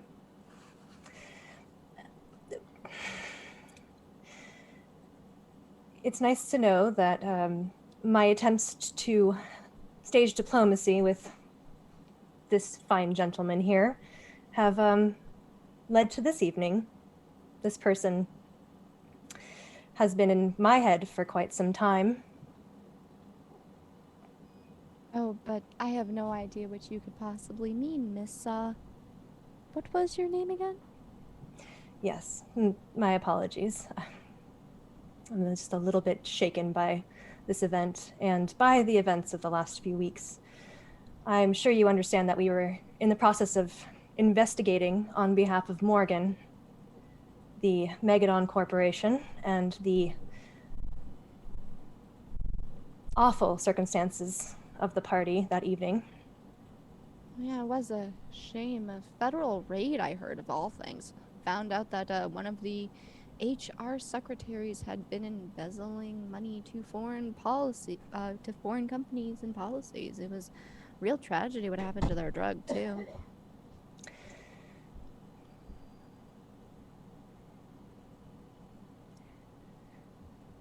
But one must not let emotion get in the way of things. After all, Nora, we wouldn't want to cause a scene. No, this is best dealt with in private and full opportunity to disclose information at will.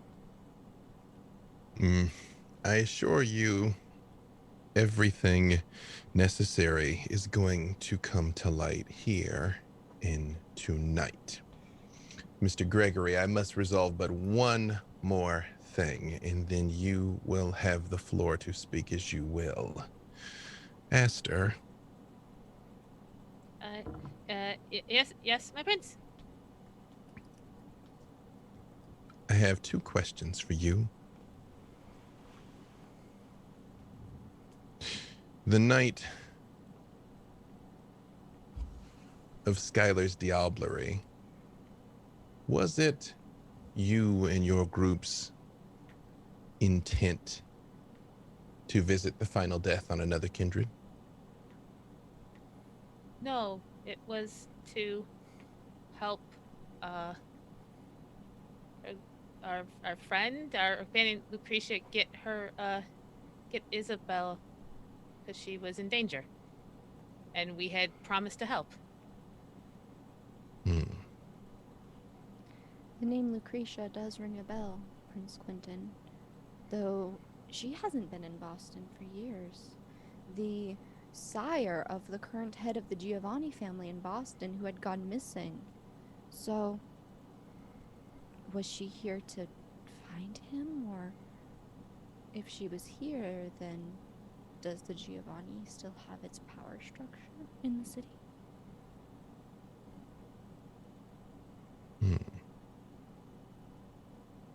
I shall have more questions about that soon, once I ponder it more.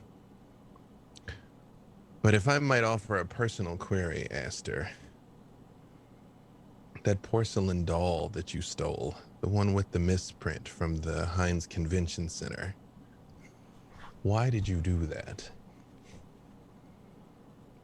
Because no one was going to appreciate it. It was just going to get sold and sold again, and just kept in a box in a corner till it's sold to someone else for more, and it doesn't deserve that. It needs to be seen by someone who can appreciate it, who is me.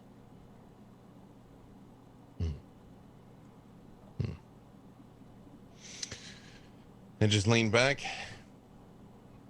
look at Gregory, and prepare to hear what he has to say, presumably at a dramatically appropriate moment. It's almost as if this is the perfect time for us to take a break. We're going to take a break, get hydrated, feed our beasts, do whatever it is we have to do. We hope you guys will come back. This is very dramatic, very exciting, very nerve-wracking. Who is Gregory? Who is Toad? Who knows? Who am I?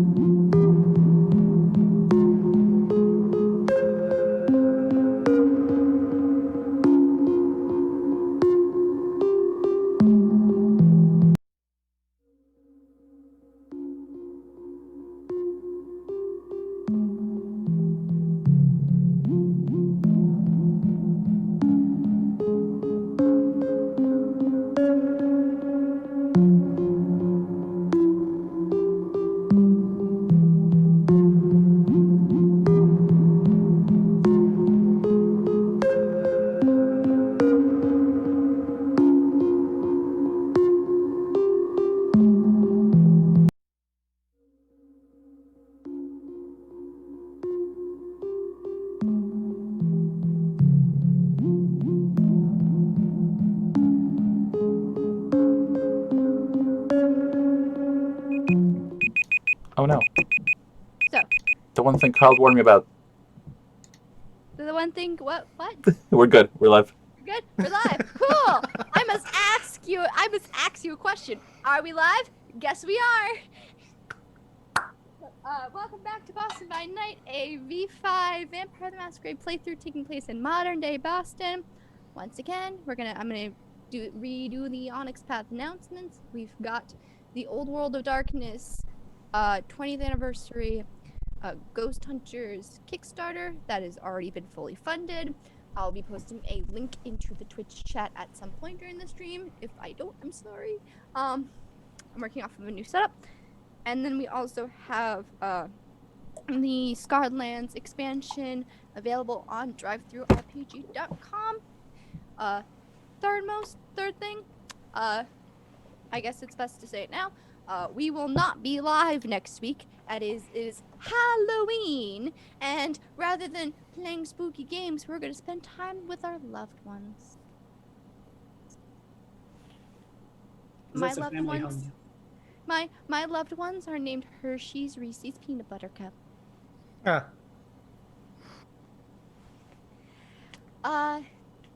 And I guess 3.5 announcement, since our next episode will be our finale if everyone lives, or like 20%. I only need like 20% of you.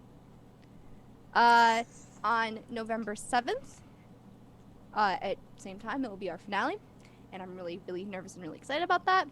And we also will have a Discord channel that we use to talk about memes and the show and post what we do from time to time.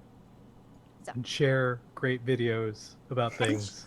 You scared me to death with that video that I watched it on my phone when I was playing Animal Crossing, and the mood whiplash between Animal Crossing. I'm glad to have an effect. Yes. How dare you be lighthearted on Vampire Day? Those just strawberry jam. I don't know why y'all are stressing. Gregory What's in Gangrel? walks to the center of the... Well, the center of the room has the round table, so he's sort of off to the side as if he's addressing everyone at once. He's just like, yes, I've simply wished to make my presence in Boston known. I am a traveling... not really a dignitary anymore, but I am a traveling member of Clan Ventru and wished to let my presence be known to the prince, as one does on court day. Though I believe that some of us here are already acquainted. Yes, you may present yourself in your sire and your sire's sire. My name is Gregory Crawford, an orphan of the Clan of Ventru.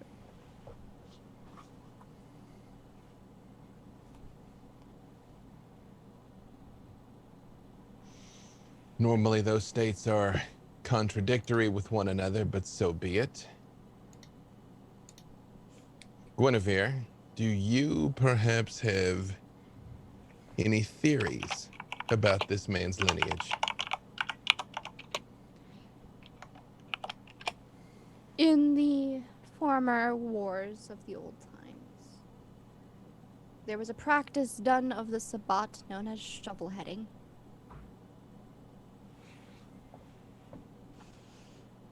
Essentially put, it was a form of illegal mass embrace done. The childless in Boston have called themselves orphans. I guess refugees of sorts of the mass embraces of the Sabbat.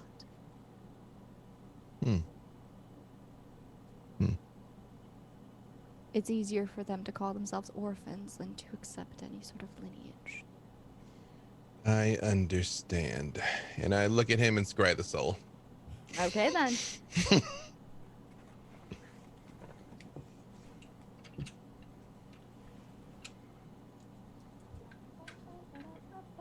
Versus composure and subterfuge. Okay. I'm rolling against myself, and this just feels weird. Believe me when I tell you I know that feel. Yeah, I'm dealing with a professional. So, I get to ask myself a series of questions. Indeed you do. Some would call that madness. Or you could just say, you could simplify it by just saying what it is that I know. So, scry the soul. Can I just say one thing at the risk of being meta? Which one do you want to know?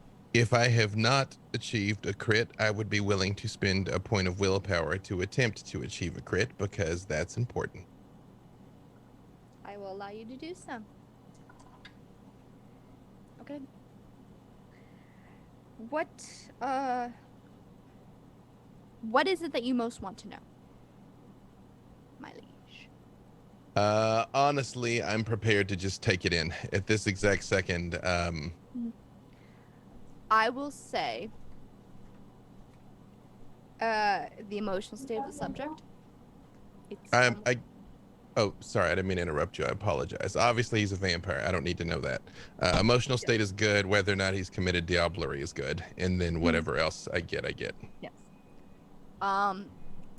As of right now, his emotional state is almost like reading a blank canvas. There's like echoes of writing on it, but he's very good at, like, you can tell he's actively masking his emotion. He's a kindred. I'm not wasting a point on that one. Are they under the influence of any sort of blood sorcery or other magic? Yes, they are. Have they committed diablerie within the last year? No, they have not. And a critical win allows the discovery of something unexpected. They are also under the effect of a thin blood alchemy.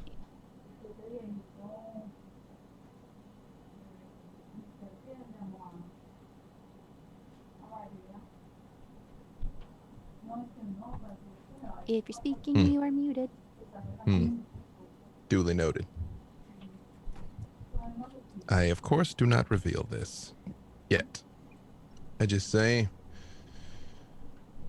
you have presented yourself, but presumably your timing in this grand assemblage is not coincidental with these 5 kindred and one of our most honored number, looking at Guinevere, clearly having had a variety of responses to your presence. So if there is something that you would like to say, please speak. Many things are being aired here tonight. I simply wish to let my presence be known in Boston. After all, it is the utmost duty of a kindred to present themselves to a prince in a timely manner upon their arrival in the city. Is that not correct, my liege? It is quite, and yet it is a cornerstone of the traditions that has been often overlooked these nights, among a great many other oversights. But your former allegiance is very much known to me, Gregory. Do you still carry those allegiances, or are you here to proclaim you will be a loyal subject of the Ivory Tower? The Sabbat have not been in Boston for at least a few years, if I recall correctly. Everyone left. The city. Everyone was driven out, but yes. Oh, is that the narrative you're going with? I just pull the axe out of the table and I'm like, so you will get the one warning that they themselves got. Should you offend me, this casual conversation will take an abruptly ungentlemanly turn. So I would advise you to choose your words carefully in my court, in my presence, in my city. I guess I get your point, my liege. Simply put, the Sabbat have no influence in Boston anymore. And yet that still is not an answer to my question. If you have presented yourself out of a sense of powerlessness to your previous cause versus allegiance to our own. many of Clan La Sombra paid tremendous entry fees, shall we say, into our hallowed association. So understand, simply walking in here with at least a cursory knowledge of the way things are meant to be is not in and of itself enough. This is definitely not the type of welcome one would expect a foreign refugee. After all, I didn't choose who I became. It is asylum that you are seeking, then. I simply wish for a place to put my head for the next coming nights, and then I will depart your city. Mr. Evans, you shake your head no. How do I put this in a tactful way everyone would appreciate? This motherfucker has been the cause of all my problems. Speak. If not now, when? The hour is growing later than I think many of you comprehend. I would have not been even involved in a coterie were not the machinations of this man getting me out of my home, dragging my ass over to some museum. Well, maybe not him, but whomever one of his ghouls were doing, and getting me involved in a fire, and then Morgan blackmailing all of us. Which I guess this is not about Morgan and Mordred anymore. This is more about... Well, I guess that was just a lie. His presence here does seem to complicate the current state of both Morgan and Mordred. Dr. Jackson Easter, you represent a clan at this exact moment in decline, and yet one that we hope to see regain its former strength and stature here. What do you have to say in response to this man? I am so glad you asked. I think if this man feels that it is very important to introduce yourself to the prince, then it is very troubling that he didn't do so these several other times we've seen him in the city in the last few months.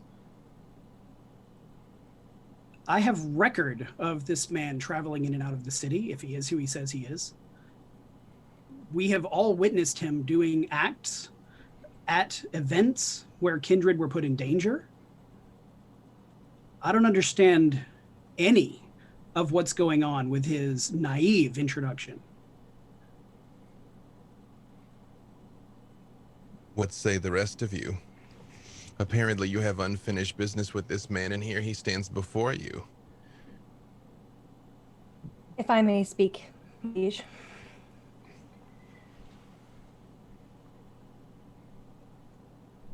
In attempting to uncover some of the mysterious events that have plagued us since at the beginning of our coterie's founding, we have been in pursuit of this one individual in particular, who we have had many, many engagements with, under the pretense that he was a ghoul. Believing him to be so, we have operated in attempting to uncover more about his master, who was the subject of an unfortunate event that my comrade here, you've already interrogated on. So to see him stepping in here as if he were not already in Boston doing his own machinations just doesn't quite make sense. I don't think to any of us.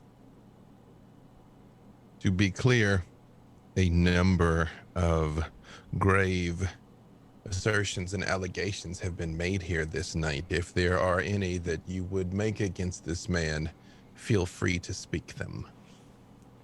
Specific breaches of the traditions. I am not insensitive to he performed this machination, that complication, maneuvered against us in this way or that, because whatever standard I myself try to live in accordance with and demand of my court, I comprehend that duplicity is kindred nature, and as such, were I to punish him expressly for being what he is, then many of my subjects would suffer. So if you have any allegations of breaches of the traditions, put them forth and let him answer them. I have an allegation of a breach of the Masquerade. I have one against, I think, Elysium. Was that Elysium? Where all that Yes. shit happened? Yep, that one against Elysium. And I have video footage of that one as well. We would like to present the case of the events at Elysium from our perspective in terms of what we have uncovered about Megadon Corporation and the drug that they were producing that was utilizing our kind's blood. Blood sorcery being used to expose the mortal masses to our kind. That's Alchemy. Alchemy, yes. And I have one of those files. Do So I can prove you it. have it with you currently? No, I don't carry that shit around, but I can get it and I can prove it. I know alchemy very well. I can give you a mountain of paperwork that we've been compiling for months. Understand that Nosferatu sideshow were no true Elysium otherwise. However, if you have credible allegations and proof of Masquerade breaches, that is in fact problematic. What say you, Gregory? That these allegations are unfounded, mostly because, well, I haven't been here. How could I commit a crime that I wasn't even present for? They're still your ghouls. What ghouls? I really hope you don't think anyone in this room is so naive as to believe that to set things in motion and oversee them one needs to be physically present. I have footage from a computer he put there that he was on premise for all of these things. A what? A computer that you planted, sir. How do you plant a computer? It has no soil. I must admit, I'm also find this line of reasoning curious, Dr. Jackson Easter. Next door to the castle, there was an abandoned internet cafe. And in one of the old computers was new hardware that was running a complicated Wi-Fi connection to cameras that were on site in the castle. I have no concept or interest of cafes that serve an internet or... You're speaking nonsense, man. My liege, the doctor speaks in technomancy. There was technology that should have been decommissioned that was found with new pieces that allowed it to function, and within those pieces was fabricated evidence. Fabricated evidence that he either was or was not at a place that he was or was not. It was a machine placed to gather the evidence of what happened at the castle and then manipulate it for someone who found it. But I can prove where it was manipulated in the video, and I can prove that his image is, and his likeness and his sound is throughout the footage. And in doing so, this is evidence of a breach of the Masquerade. With the added, I believe, breach of trust in terms of what occurred that evening. The web of this crime is complex, and I believe that is what he's trying to hide behind. But yes, we can show you all of the pieces, and you can decide if it constitutes both a breach of the Masquerade and an attack on other kindred upon Elysium. I can assure you, simply having someone's image and likeness on internet is in and of itself no evidence of guilt. I myself have walked among you many times and you were completely unaware of such. Why is it, do you think, I possess such intricate knowledge of things that you all did and things you all said because I myself heard them and you did not know? As such, simply changing faces is not a terribly difficult stunt to perform. or act through mortal puppets. What say you to this, Gregory? What evidence do you have to offer to the contrary that their technomancy is false? I offer my flight itinerary. I had departed. Have I started speaking Latin all of the sudden? Tickets of my What? passage. I had departed LA about, well, given the time zone difference, it was a 3-hour flight, but a 6-hour time difference. Guinevere, Yes, Eilish? they vex me. Um, It is my understanding that simply when you enter the numbers to transmit our coin, this in and of itself does not mean anyone has gone anywhere, yes? no, but it means that it could have. That's actually quite fascinating because if someone were to offer an itinerary and the ticket had been checked in, it means that they went through legal regulations to obtain passage. Or someone with their likeness. There's other ways that we don't have to deal with, incredibly boring computer and tech stuff. Sorry, Dr. Easter.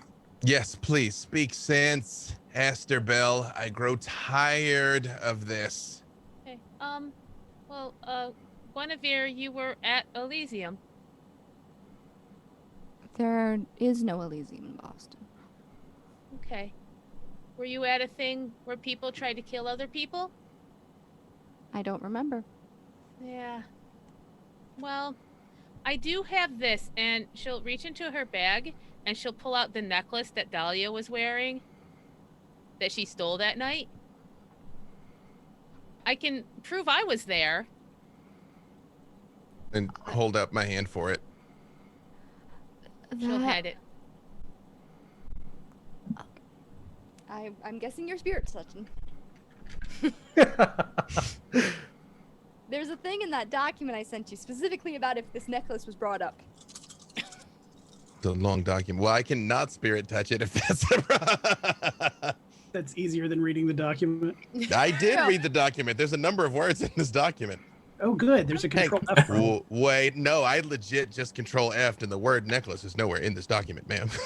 Because specifically, I did not write the word necklace. I wrote the piece of jewelry that the Camarilla knows was taken, but has not revealed what that piece is in case someone got it before. Words are important. Aster is truly the best of us. So, Aster is going to save us all. Yep. the people who have touched this necklace. Aster, tell me about your emotional growth throughout this series. Well, I'd say she started as basically just trying to avoid most people because she had been, rejected by the classic Boston Toreador and just assumed that she was just like a complete mess of a Toreador.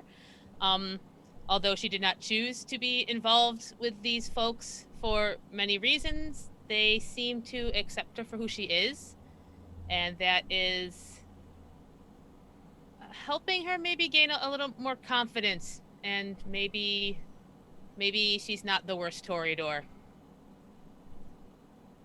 Maybe she's not the worst to her. You feel that. You feel the rising confidence and the newfound friendships and unknown realms. It's as if her emotions are vouching for her friends. Her coterie. And the next person you feel is one Dahlia of Clan Toreador. You feel her anxiety as she's trying to get fitted into 3 sets of corsets at once. About getting the technology of her dress right, because her dress has wires and programming in it. She wants to shine like the galaxy, so she wants her dress to look like the galaxy. You feel the rage she had been feeling after Aster spilled her drink all over her. That was a Milan exclusive fashion show spring piece on loan, and the dry cleaning bill on that was going to be so expensive, and she was so mad. But she felt, you could also feel pity that she felt for Aster, Ooh. And then you feel the fear. As you feel the fear of the chaos, you start to feel the confusion, the worry, and then anger boiling. And then it's quiet. And then you feel the emotion of Aster's fingers touching the necklace.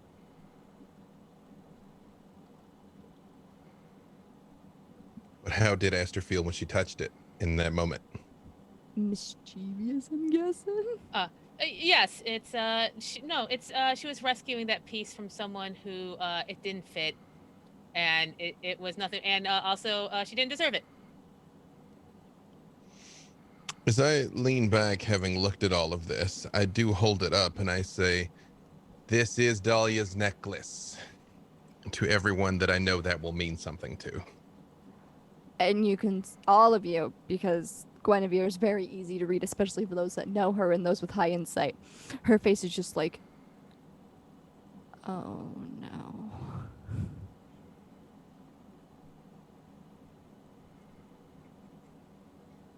My eyes sort of narrow as I look at Aster, having proof of one set of circumstances, but detecting neither guilt nor duplicity. I just sort of look down at it and I say,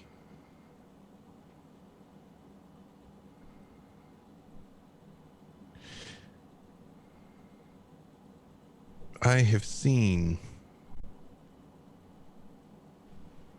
the facsimile, the mummers show of the events that took place where you poured your drink on this woman. Did you do that on purpose? Yes. Why? Well, she deserved it, and I was trying to keep her attention away from other stuff. Did she deserve what came after? Oh, you mean her death? I mean, probably, but I wouldn't have done it. I would like to incite her. Okay then. Aster, Mhm. if you wish to hide any emotion, roll me a manipulation if you're lying, composure if you're trying to just not go what the fuck. Oh. And I will give you either etiquette, composure and etiquette, or manipulation and subterfuge. If you're lying or if you're trying to keep your composure. Because while I sense no guilt, that doesn't mean she didn't do it. She might just be ice freaking cold. Damn, Aster. 4. Plot twist, it was Astrid the entire time. Oh yeah. So, Look. You go. I was gonna say, there's a reason why I drugged everybody to try to get the truth, because there was a part of me that was like, did Aster steal that fucking painting and start this whole fucking thing? Michelle, what's going on? I would like to roll Dementate against Gregory. You want to try to roll Dementation against Gregory. Yes. Dementation, and I have a spreadsheet for this. Boy. Important point of clarification, just for the record. You said there is currently no Elysium in Boston. So while we're meeting here, this is my domain, but we are not operating under the terms of an Elysium. Guys, okay. You are not operating formally under the terms of guise of an Elysium. There is no keeper. Got it. Okay. Everyone's just like, you don't do shit in front of the prince. Right. Right. Well, Dig it. But it is in and of itself not one of a breach of a tradition to do so. Dig it. Got it. Cool. It would be the tradition of domain rather than Elysium. But you forget yourself, the entire city is my domain. Okay, sorry. I don't have my glasses. What is it that you're looking for? No, Dementation is under, Domination. Yep, it's a dominate amalgam. They have to talk to Gregory for a while, and then it is manipulation and dominate versus composure and intelligence. Yep. I have a, I printed out Show this because I love this. And it does require a rouse check. It's a spreadsheet of every single okay. discipline. Mm-hmm. Oh, wow. Although, at the risk of being meta, Yeah. they do need to talk to them. Yeah. I think it was, it doesn't say for how long, but you do need to speak to them for a few moments. Theoretically, Gregory may or may not be aware of what's taking place. I guess it depends on what's being said to him, but I leave that up to you. Yeah, everything just fell. This is my life now. Oh, no. Been It's there. okay. I once knocked over a cup of coffee and then knocked over the DM screen and then knocked over the computer, and all of that happened. Yep. Mm-hmm. Mm-hmm. Oh, no. Yep. That's when hopefully it was for like a reaction, right? No. Although Jake from Q Times has the footage though, because you can basically watch me slowly die. It's the first thing gets knocked over, and I try and hold it together. Oh, was it and on then Denver? Yeah, it was Denver. Yes. Oh, I think I remember seeing that. Mm-hmm. And then when trying to save the computer, then the DM screen went over, and it was like cut. We're cut. Yeah. I gave you guys a moment to think about your decisions. Mm-hmm. 100%. Okay. I'm supposed to think about these things? We haven't before, Skylar. It has not failed us. Yeah. Dr. Alicia, I don't think you've spoken directly to Gregory at all. Yeah, I wasn't aware. Because when I read it, it just said presence, not spoken to. So, I mean, if I may, I'll ask for permission to what's the word in legalese? Counter Interrogate the something. witness. Question, interrogate. Cross-examine? Yeah, there you go. Thank you so much. Yeah, my Phoenix Wright knowledge come in handy. Mm-hmm. Kind of channel my inner Earthworth. Bump, bump, bump, bump, bump. Yeah, because the prince definitely already said, like, hey, if you guys want to say something to him, there you go, have at it. So, yeah. Let's take the old Among Us approach. Gregory, you mentioned you had an itinerary for leaving LA. Where did you go? From LA, we had a layover in Missouri. There's nothing to do in Missouri besides wait for your layover. And how long was that layover? The layover was about an hour, which gave me enough time to get through to the other side of the airport and sit down and enjoy watching some Hulu on my laptop. Did you do anything else to pass the time? Forgive the technomancy, my liege. The point will make itself clear. What did you do during that flight? Did you have any meetings? No, I don't feel like paying for Wi-Fi. Interesting. And where did you land? Boss, I landed over at Logan. At what? I landed over at Logan International Airport. And from then, you henceforth made your way speedily to present yourself before our liege, correct? I checked into my hotel first. No sense of coming here with luggage. Seems you'd have people for that.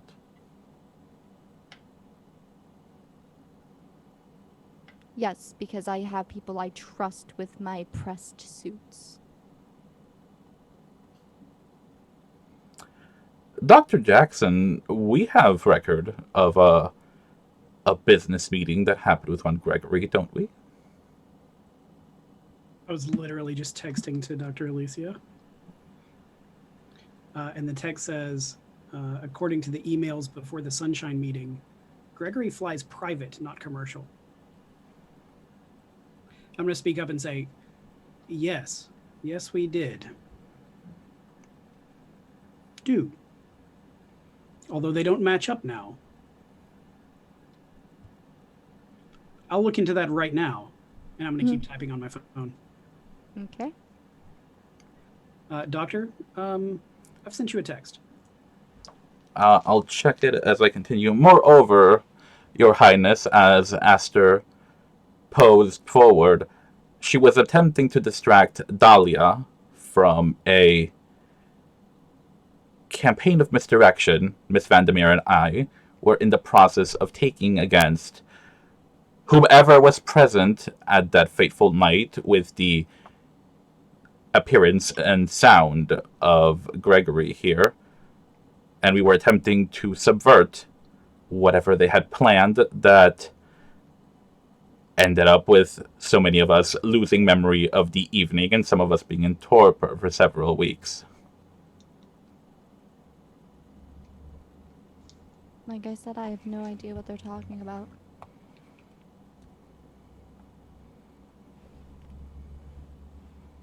I think beyond questioning this individual on their flight itineraries, pardon my liege for involving you in this very boring, dry detail. Can you explain how your blood specifically ended up being utilized for this experiment of yours? I have no idea what you're talking about. Well, I would believe that should I be questioned, it would be shown that I incidentally had some psychic interference from influence from that blood. Now, I don't have the knowledge of the unknown as my compatriots do, but I have been interrogated on this before, and I feel can prove that this is a real thing that happened. On the subject of Vitae, Your Highness, as those of us who can see the unseen and see that Gregory here has some traces of alchemy. Thin blood alchemy was used in the construction of that drug that so calamitously affected all of us that evening and also contributed to a hitherto now unknown breach of the Masquerade on such a grand level. But more importantly, Gregory, back to your plane. Clearly somebody of your caliber wouldn't fly with the common rabble. Am I correct in assuming that you would be flying private? Notice the lack of an upward inflection because it's a rhetorical question, thus your itinerary becomes immaterial. Your Highness, if I may translate from the modern parlance, Gregory here does not travel by common carriage through common roads.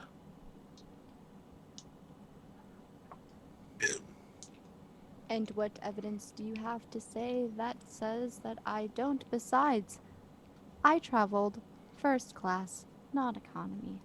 Thank you very much. Guinevere, Yes. it is my understanding of these things Yes. that when you are boarding passage on one of these aeroplanes, you must present some sort of credential to verify identity. That seems to be the crux of the allegations you all are putting forth. Yes? They're trying to determine whether or not the Ventru flies a private jet or flies with other people on the plane. Yes. But they must present some identification papers and such, yes? They gave you this itinerary as proof because theoretically they went through some sort of verification process on the way, yes? Yes. Gregory, Yes. produce your papers. Your identifying documents, whatever the billfold, I believe it was referred to for people who carry such things. My wallet, my liege. And I can also provide you my passport and the receipt for the hotel in which I... No, simply what is on your person right now. Produce it forthwith.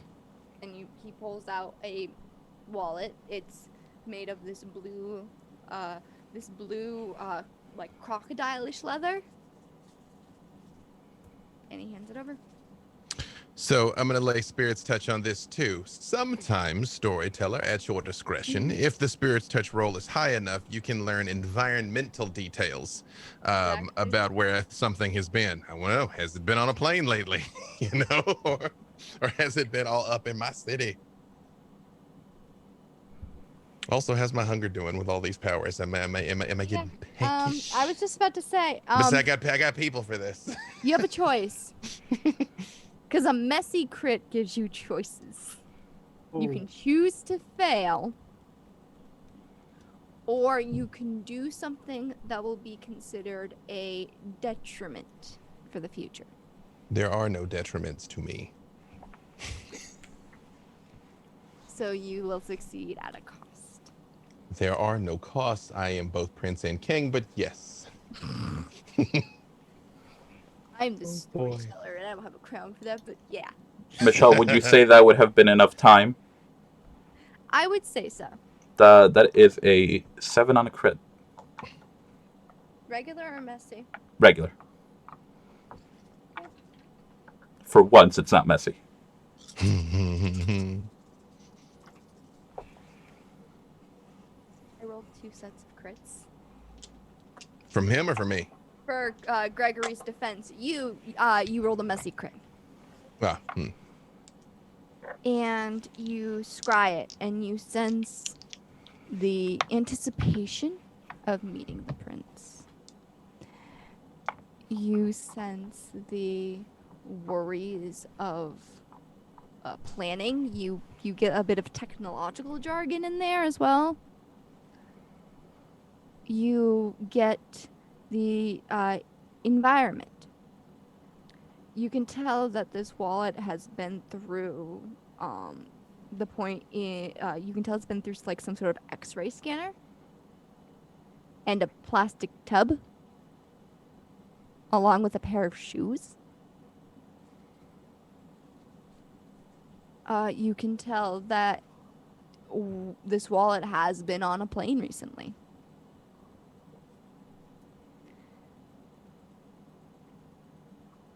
The exact details of the plane elude you, but it has been on a flight recently. which is... Oh, sorry, please. As the smell of the fresh crocodile leather permeates your nose.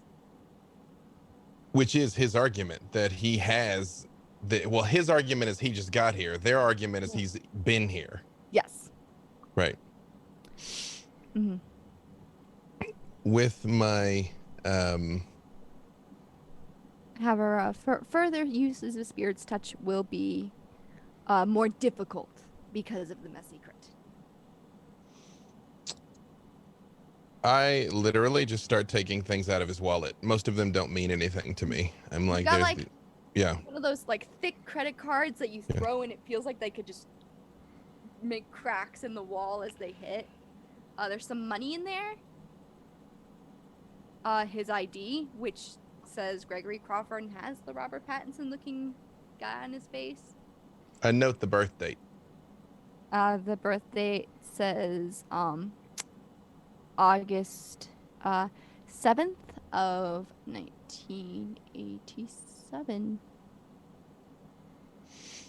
Yeah, and I just look at everything. Does anything seem out of place or odd? I mean, there are multiple sets of IDs, but they just have different birth dates. The pictures and the names are the same, but they have different birth dates. I just throw all of this out on the table in front of me, and I just like throw the wallet down. I'm like, I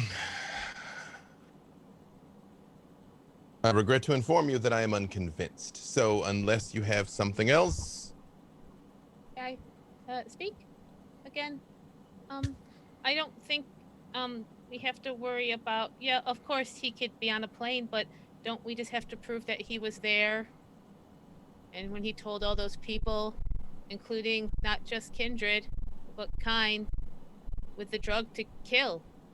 It doesn't matter where else he traveled or someone else who looks like him or whatever's going on with this guy, who also is very rude to not be dead when you are supposed to be dead. But I guess that's just another thing. Why would I be dead, Aster? I don't know. You should be dead, but you're not. And I don't feel like talking to you because you're rude. Here's what I am prepared to grant. In keeping with the way justice was doled out, in my time, when things were done properly and simply and did not require technomancy and documentation and travel logs, simply honor. I will grant one of you a trial by combat. Choose amongst yourselves who would face Gregory, and you might face this man now. I grant permission to either of you to visit the final death upon the other and let the matter be settled. And he leans me. back in his chair like,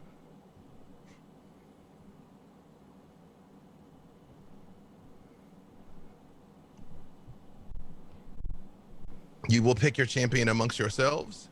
Gregory, as a gentleman, you cannot decline a challenge by an equal, lest you forever be frowned upon in my domain. Seal the doors, clear the tables. Then I said seal the doors and clear the tables. yes, of course. And you see some of the people scurrying. You do see, as the doors are closed, the last visage of Morgan having been standing there watching, trying to find Mordred, but Mordred's not in the room. If I catch Morgan with my eye, I just very idly just like wait for her to be able to enter. Like I'm irritated because I'm gonna like, let's get this done. But if I see him, like, she can watch. She does enter, and he simply states, "If you are to choose a equal of my stature, my liege, then ensure it is someone who is, might I suggest someone of my clan?"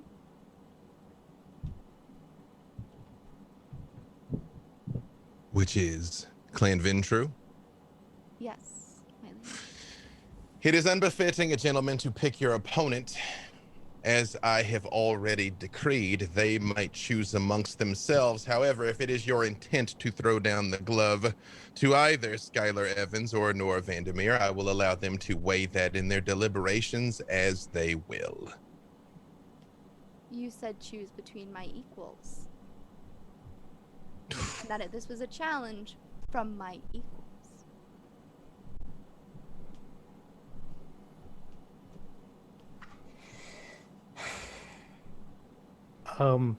While you stew on that, Nora, do you want to fight? You know, honestly, I would love to, but considering my abilities, no, I do not want to fight. Now, I'm not going to suggest the people of tonight on the chopping block to fight, either you or Dr. Garcia Marquez, but I do know that your strengths lie in more physical arenas. If this is the opportunity to get this asshole to stop manipulating with this entire fucking city and all of us, then I will gladly put my fucking fist through that man's face. And I will gladly stand up for you in any other situation. Alicia? You've always said you were the better fighter. I think in this case I might have one up on you. You think so?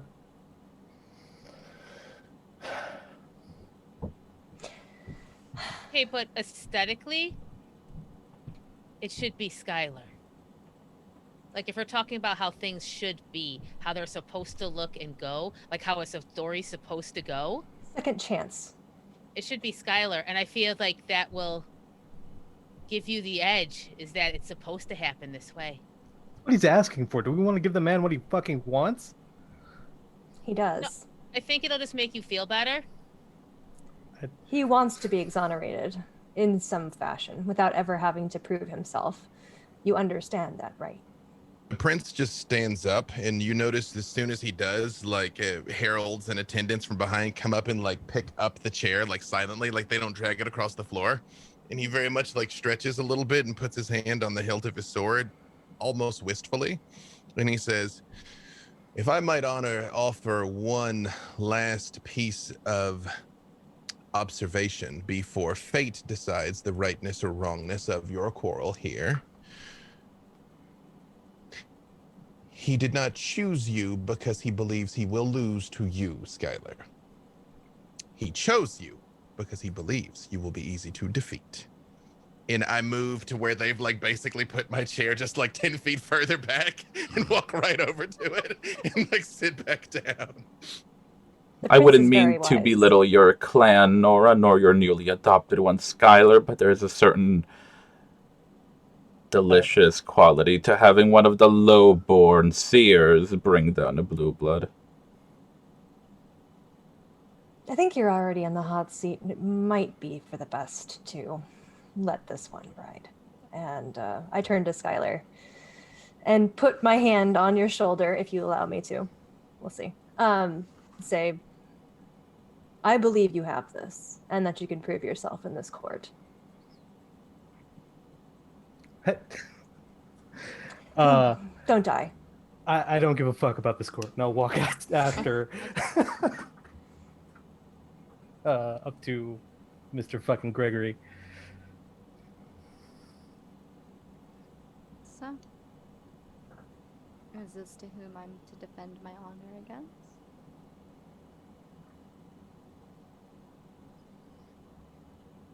What honor you have has no bearing here in my eyes. Shall we do this or not?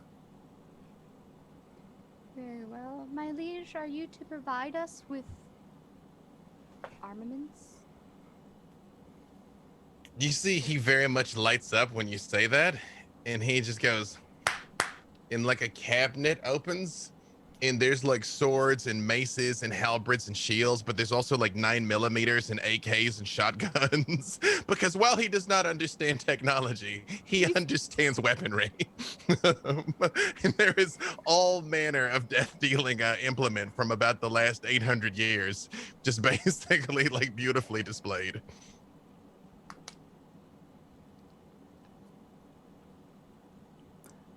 And Gregory gestures for you to pick your weapon first. He goes back to the table and grabs his pocket knife. See, when you do that, you see the prince does just like nod at you, like, Hell yeah. Michelle, I don't think we weren't able to do it live, but Skylar and Alicia have been talking for a very long time about having a training montage.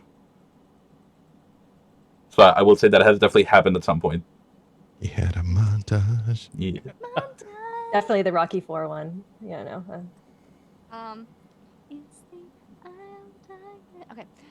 So it's as you grab your switchblade, Gregory fetches a rapier. See, the prince smiles very broadly when he grabs the rapier, kind of like resting the hand on the hilt of his own, and he says, "The trial may commence. If one of you should cry out for mercy, it is on the other man's honor to decide whether or not he should grant it. Should the final death be visited upon your foe here, it may be done so with my permission." And I motion for one of the heralds to like wave like a silk handkerchief if they know they're supposed to do. And I just like look at them both like, "Are you ready?" This is your last chance to back down and simply. Please stop talking. Let's fucking do this. And the handkerchief drops. Okay, so here's how we're gonna do this. We're gonna do this as a best of 3. Okay. What are you using to fight? The pocket knife, dominate, and presence. Very well. I will have Gregory fight with similar. And potence. So you I'm going to have you roll a quick dexterity and melee for me. And we're gonna say highest of dexterity and melee successes goes first. Can I rouse? Yes, you can. Hey. Well, I did have that.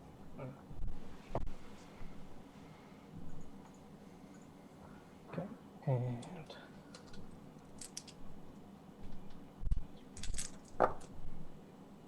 3 successes. Okay, Gregory does get to go first. And he simply takes a stance. His feet are actually like split apart on point as if he has been a trained fighter before.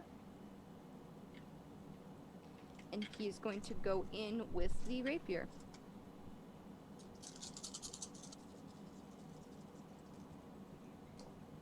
I'm gonna get dunked here, y'all. And let's see here. I would say it's considered heavy melee because it's not a claymore. A rapier is light. Yeah. It's a precision weapon, not a power weapon. Mm-hmm. However, it's pretty good for going straight for the heart. Yep. So I'm gonna say take 2 points of superficial damage, but you do get a counterattack. Oh wow.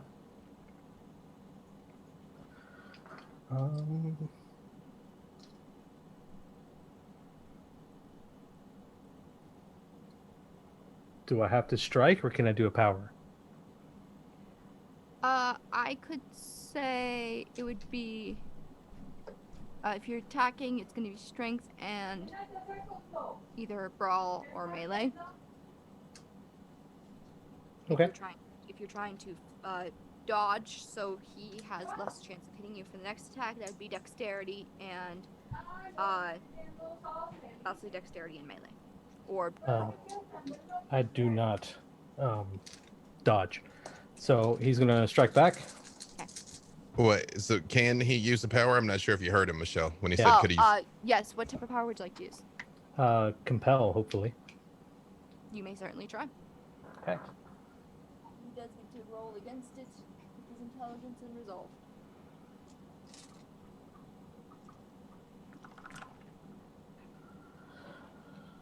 Okay, so let's get those dice first, and he'll probably beat me on this, but wow, I crit. 5 successes. 5 beats 4. Drop your weapon.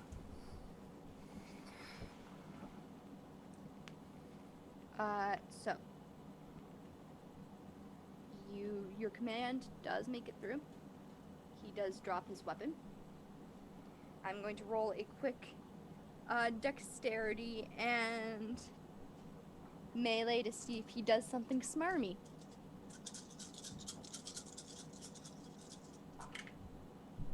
Yeah, I think that works. He drops it on his own. He drops it on his own foot. Ooh. This guy's the worst. And uses his full action for the round to put it back in his hand. Sure. Did that leave him open for a strike? Yes. Cool. I will do So that. it will be easier for you to hit him this time.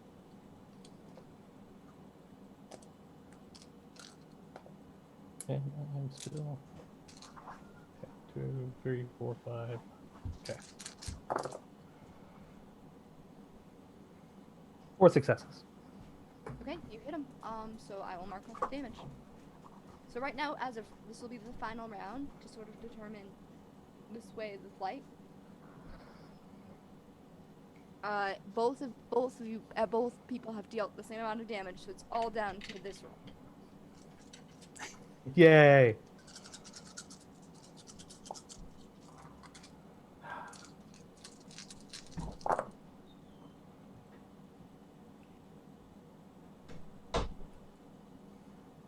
In fact, I'm going to willpower that.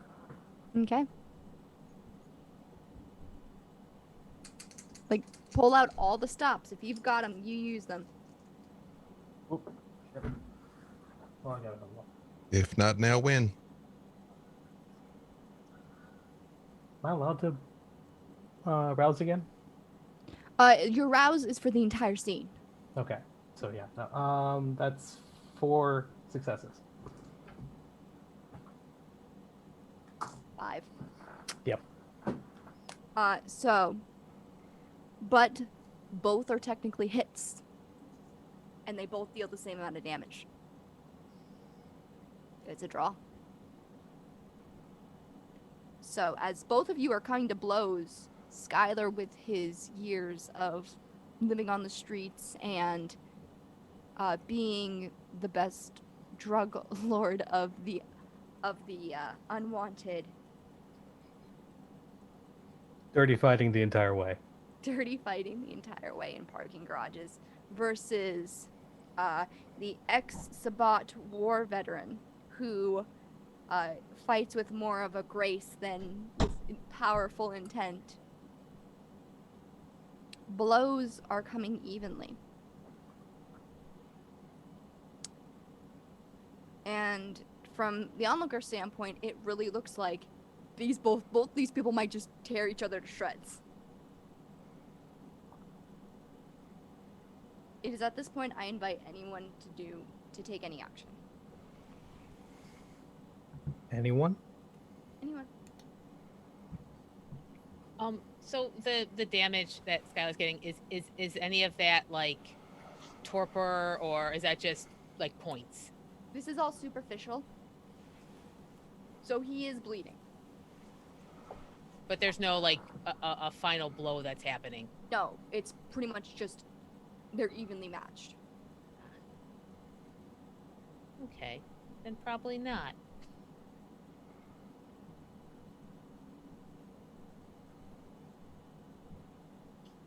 I want to do Daunt.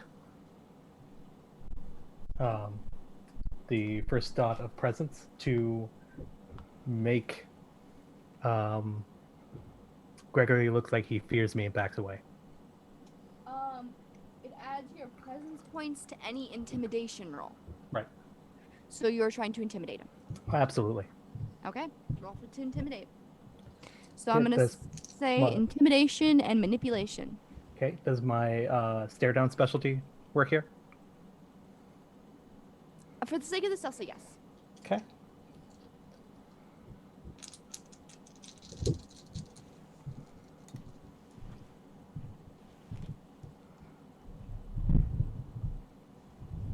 That is 6, because I crit.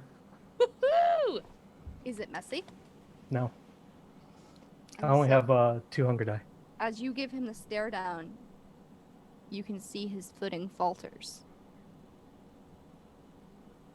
And he's just like, he both realizes what you're doing and realizes you're not a thin blood anymore. Esther will do something when she sees that. She will try to call as much attention to like.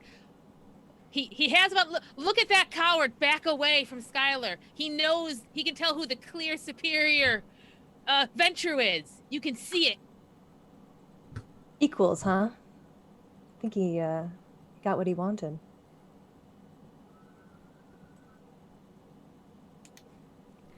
And this, if you chose to strike, would be an opportune time to strike. From anyone in the room. No. He's just going to stand with his arms stretched out, waiting, like, come at me. If I wanted to try Dementation again to just like trigger that Ventru paranoia, would that have to be like another round of me like talking to him? Yes, and I'm not sure. Okay, yeah, never mind. I'm gonna double check the rules because I'm also not sure if the same person can be put under the effect if they've passed the rule. Oh, probably not. That's a good point. But this Ignore is me. a perfect time for me to double check. Theoretically, you could try again, but they would need to talk more. I will say during all of this, especially as they're like going at it and you like broke him a little bit, you see the prince like very slowly starts to rise to his feet, but like doesn't say anything. Like as like it's getting close to the end, he just starts to stand up over there And, watching all of this. So it sort of looks like both people, like Skylar, arms open wide, Gregory's footing has faltered, that neither of them are taking the final blow on each other. That's what it looks like to you, Prince Quinn. But it does seem like Gregory is starting to back up a little bit. Although theoretically, we all feel the daunt coming off of him, whether or not it's affecting us. We feel that the daunt coming off of Skylar. Yes. I just raise my voice and I say, "Final strike, weapons down, fangs and claws. Finish it." Throws his knife to the side and goes in. Gregory's gonna try to hang his rapier respectfully. But yes, if you want to go for it, it's going to be brawl and And it sounds like his back will be turned. Mm-hmm. It's almost like his back is turned. And I have lethal body. I don't know if lethal body works on Kindred. No, No, lethal body's body's only on mortals. Yeah, those ding mortals. Well then I will go.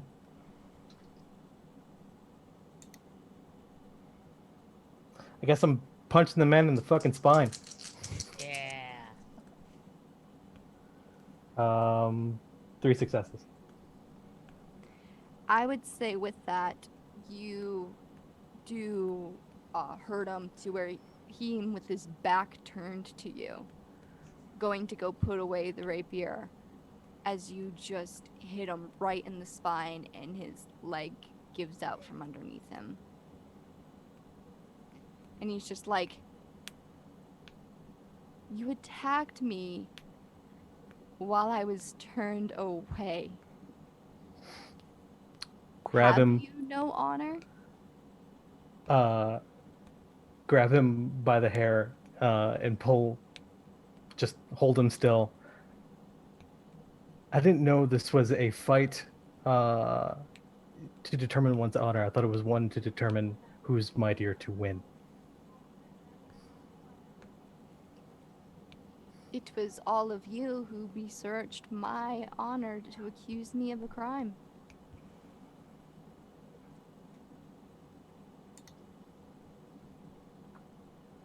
If I make correction, we did not besmirch it, we outright denied its existence. You don't have to talk, Skylar. You're still doing the thing. You were doing what the prince said, which was to finish this. You see, the prince does start to approach, and he says, Skylar Evans, his life is in your hands. I'm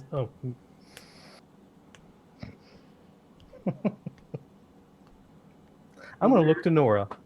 A rare chance to diablerize the same guy twice. He didn't say anything about diablerizing the guy. You said tooth and claw. No.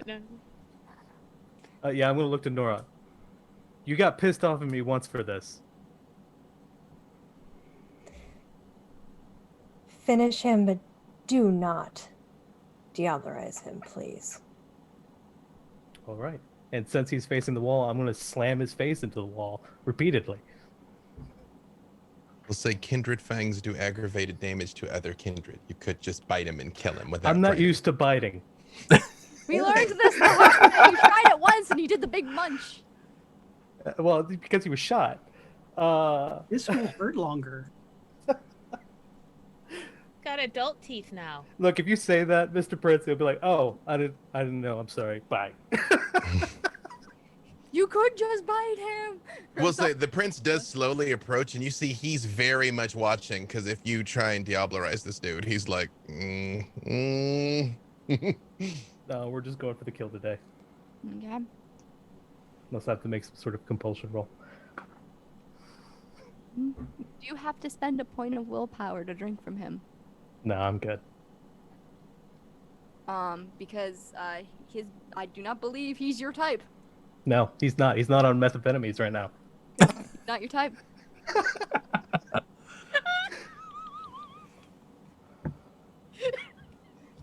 Skylar is predictable. You guys should know this. That was the best response. And Now this so, guy's straight edge. To hell with him. Yeah. so I'm gonna let you narrate this, Skylar. How do you want to kill Gregory? Skylar being told that his fangs can do more damage than his fists, will stop slamming the man's head into the wall. We'll just hold it there.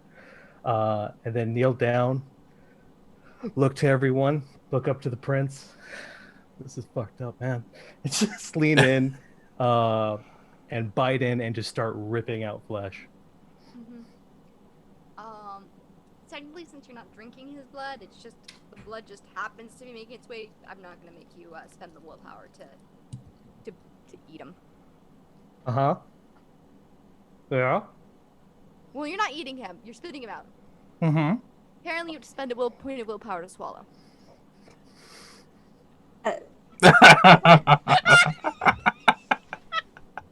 Commitment. Or do you? Commitment. Nora's Some- absolutely We turned love you. away.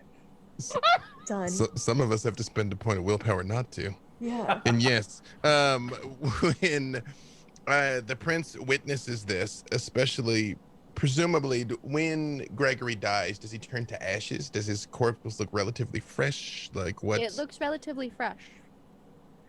He does age a little bit, but it couldn't have been more than 10 years. I just stand over him and I say, the code of chivalry dictates you never turn your back on an opponent. He dishonored himself, not you. Sure, if you say so. And I help him stand up and I say, you fought bravely and were prepared to die. As such, as far as I'm concerned, your debt is paid. However, there is one that still is not. And I turn and look at the doctor. Yes, it's very gross, I know. Doctor. I turn and say, Dr. Alicia Garcia Marquez. You still treat both Kindred and Kyan, is that correct? That I do. Why? Both have to do with a passion and compassion for the broken things.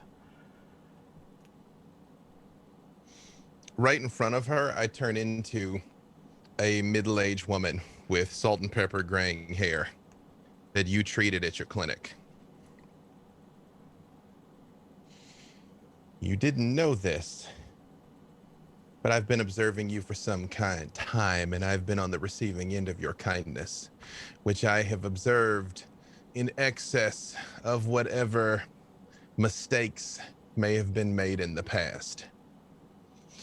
However, your crimes are such that I cannot overlook them, so I offer you a choice. Would you serve me in the interest of making amends for your past transgressions against me and this domain?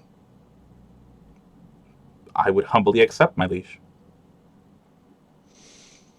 And you see, he turns and he just turns into like a young guy.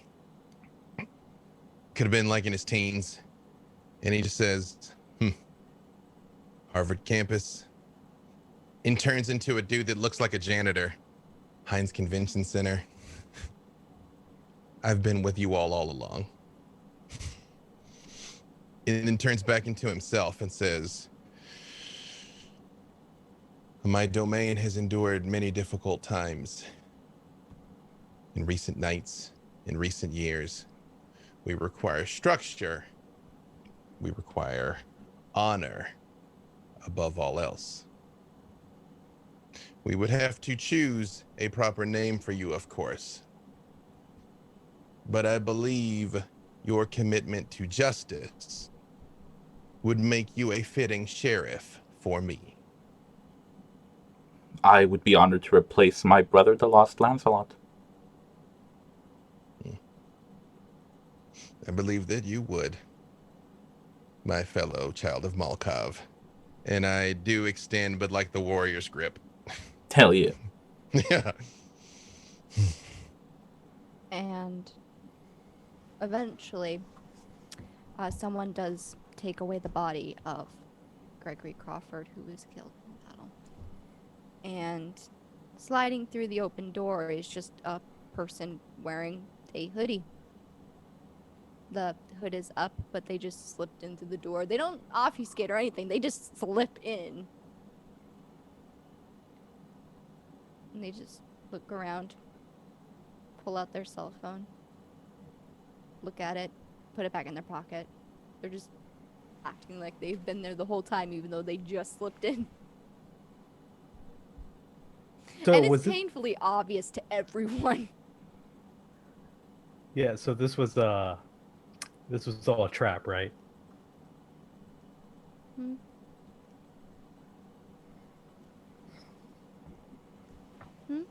Think of it more as a hazing.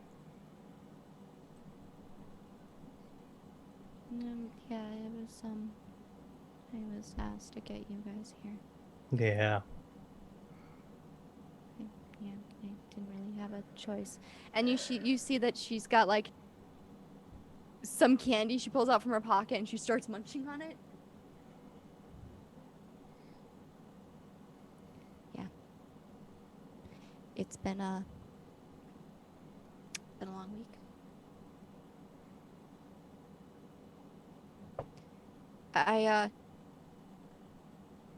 You guys know I really didn't do it, right?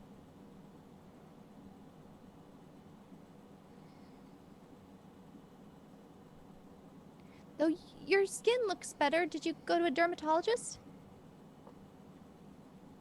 I have to be here still. Can I go?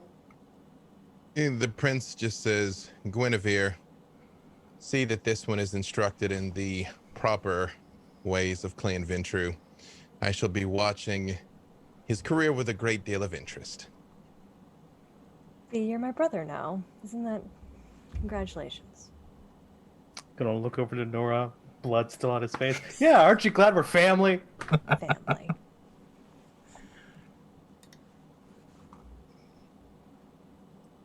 The man, the graying old fox, speaks up and he goes, "At some point, I believe a moment of your time is required, Dr. Jackson. After all, we are still in the talks of bringing some comrades back from Salem." Ah, yes. I would definitely like to talk about that. Is this the appropriate time? Is it, my liege? You see, he very much is kind of just like wistfully looking up at like the arms cabinet and like slowly like replacing the rapier, like cleans it off and puts it back and just like. On that subject, there was a time when the Tremere occupied a large part of downtown, and specifically around Harvard campus, a square that they left abandoned, including the underground, that was taken over by an outside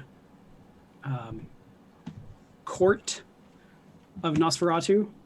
I have personally made sure that they are all cleared out, and that grounds is ripe to be taken over by the Tremere again.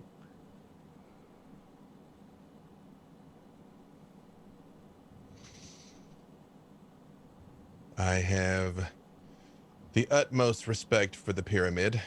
I would like to see its star ascend again. Then I would propose that the Chantry be rebuilt in roughly the same location. If you believe that you can rebuild it to its former glory and hold it, you of course have my permission, but I must advise you, the Nosferatu can be equally cunning and vicious if they feel slighted by this course of events. They were given ample warning to leave. I can help out. I got beef. He just sort of like closes his eyes for a second and he says, you were expressly granted permission to visit the final death on a kindred here tonight. Do not do so again without my expressed consent. I won't. Look, as I said once before, and likely what you got from that knife over there, I don't kill regularly. I'm a wanted man for stabbing, not for killing.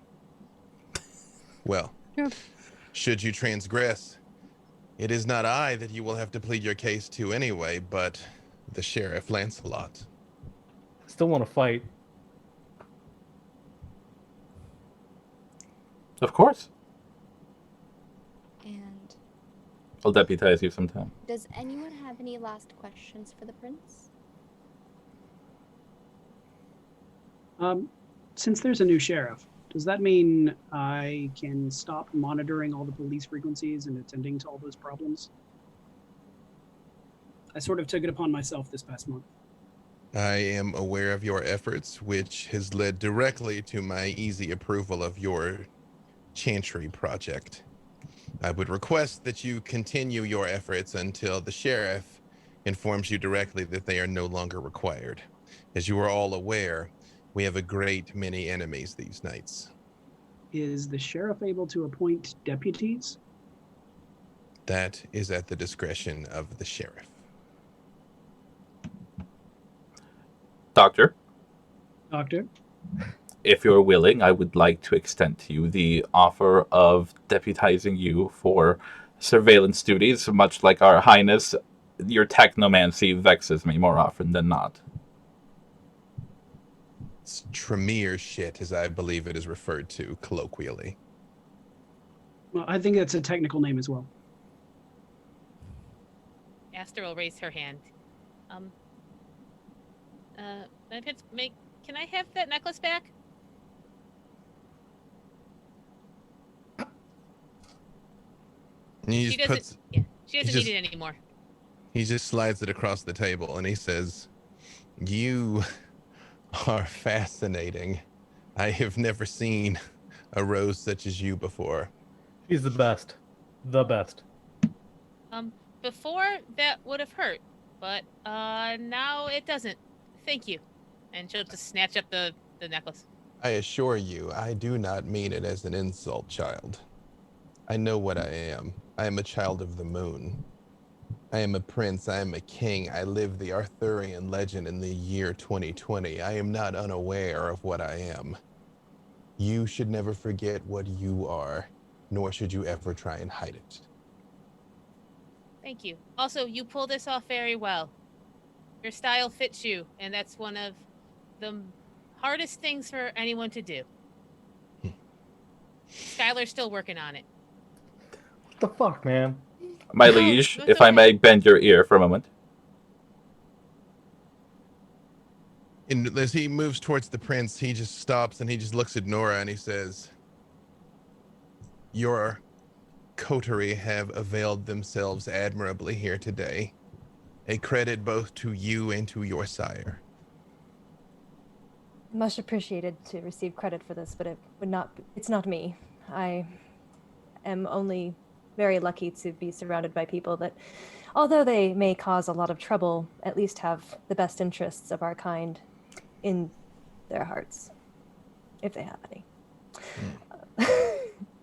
Somewhere out of Prince Quentin's eye, which is nowhere, you just see your mom giving you the thumbs up. And she's like, I do, as I walk over, I look at the credit cards and things that I had poured out on the table there, and I just say, "Guinevere, see that his assets are seized, please." "Yes, Sheriff." In the interest of making new appointments and setting up a new semblance of order moving forward, I am stricken with the thought that we are without a keeper. And I will look at Aster out of the corner of my eye. I didn't do it. Keeper of Elysium is a storied and challenging role. It is one who oversees the polite participation of kindred in society. It is one who makes sure that everyone behaves in accordance with our highest traditions and goals for chivalry and dignity and courtesy. And it is also one who will enforce this upon those who seek not to avail themselves as a proper gentleman, lady, or such as you will. Aster, clearly you have the style for such a role. But do you have the stomach? And very much looking towards the blood and ashes and smear that are still on the floor from where this body was carried away, to do And what on my face. must be done in the event of an unavoidable offense. Well, he was tacky and deserved it. If that's the situation, then that's what would have to be done. That can't continue. That's not acceptable. It doesn't look right. It doesn't feel right. It's not what a knight would do. Are you prepared to both command respect and instill fear when necessary? She looks around and she looks at every one of her coterie members, and it's like, yes, I am. Then for you, I pose a simple challenge. Arrange a soiree, the likes of which that would make Victoria Ash blush. A grand get-together for ours and our kind, and enforce the rules of the Elysium there that night, and let us see how it goes. Perhaps you may or may not be up to the challenge. Perhaps the position may or may not be up to your taste. And we will see how you avail yourself, as Skylar was tested and availed himself here tonight. Okay, I will send you a sample book. I don't know what that means, but I look forward to the grand ball. Yes. I know what we're doing next episode. Nora, do you have any final words to the prince? Nora is actually a little bit trying to keep her distance in a sense, but is a very respectful. And my liege, my one request is that I do not feel that although I feel that you served justice today, I do not think our problems are legitimately resolved in terms of the influences outside of the city that are trying to cause more harm. And I am grateful that one of my companions tonight was designated sheriff for us to continue to investigate and to stave off these influences. If further evidence is brought to light of perhaps inside influence, I just hope that, we are allowed to seek party from you in the future.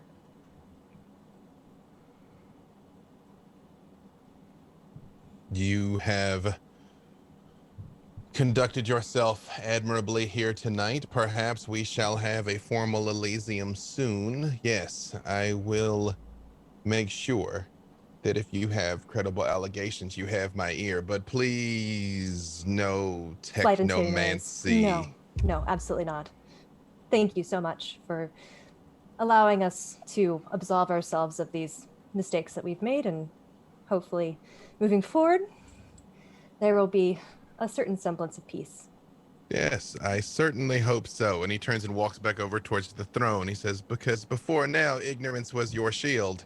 Now you are quite aware that all eyes are on the five of you. Yo, were you gonna kill me? Absolutely. And that is a great place to end it for this evening. Perfect. Thank you all so much for tuning in. A huge thank you to B. Dave Walters himself for being Thank a you part so of our much. So good to meet discussion you. this evening. It's perfect. Let's go All ahead. hail the prince. Let's go ahead and do one last round of who you are, who you are playing, where can we find you, and what are you doing? Starting with our Ventru Mama, Nora Vandermeer. She feels less like a mom and more like a sister tonight, and that's wonderful. I'm going to take a vacation. Everything's Not ready for sister. So I'm Nat. I've been playing Nora. I am Ashes for Foxes on Twitter. I am also the host of Meta Machina podcast. That's METAMASHINA, and we cover genre fiction from the femme gaze. So, and up next we have we have the multi-level marketing pyramid scheme, Dr. Jackson Easter. Oh no, I've fallen under marketing now. That's terrible. Hi, I'm Carl Jordan. I've been playing Jackson Easter, who I worked out ahead of time in case we needed an exit strategy. Actually has drones with explosives all around this building. Yeah, that was We a could thing. blow our way out if we have to. no. And I almost challenged Gregory just so I could say, I only need you to open the windows. No. Oh, Our So prince does Tremere. not use bombs. We've established that. I wish we did that route. You should have You should have said something. I would be They're like, they're just like trebuchets with a reverse arc because I they're in the literally air. was about to say, you could sell it to him. You could be like, Yeah. they're just the new trebuchets. And he's like, oh, well, yeah, Oh, of course. Can I get some of those? Yeah, why should have been doing that the whole time. Yeah. Target trebuchets. I am RPG Carl on Twitter. This is the only thing I'm doing in the public right now. So tune in and see us in 2 weeks on Saturday. 2 weeks. Now the princess who posts the Disney and Disaster Bell. Hi, I'm Megan. I was playing Aster. I'm on Twitter @QuiNot, Instagram @MurphyPopArt, and you can hear me talking about genre films with my friends at Anomaly Presents, any podcasty thing. And our newest, they shot the deputy, but they can't shoot the sheriff. You're a cop now. yeah. I know. It'll be some work to reconcile that. Dark greetings, everyone. I've been Velvet Divine, playing Sir Dr. Alicia Garcia Marquez. Maybe I'll go to law school, throw in that Esquire. You can find me at OG Brown Sugar on the interwebs, as well as the Stories of a Broken Sun and Flight Risk podcasts, as well as Fridays at 8-ish Eastern on the Archives of Dragons for Changing the Dreaming. And last but certainly not least, the man with the goatee himself. Oh wait, that's just blood. Skylar. Wow. Yeah, I'm Lee Berger playing Skylar Evans, the best new Ventru that ever ventured.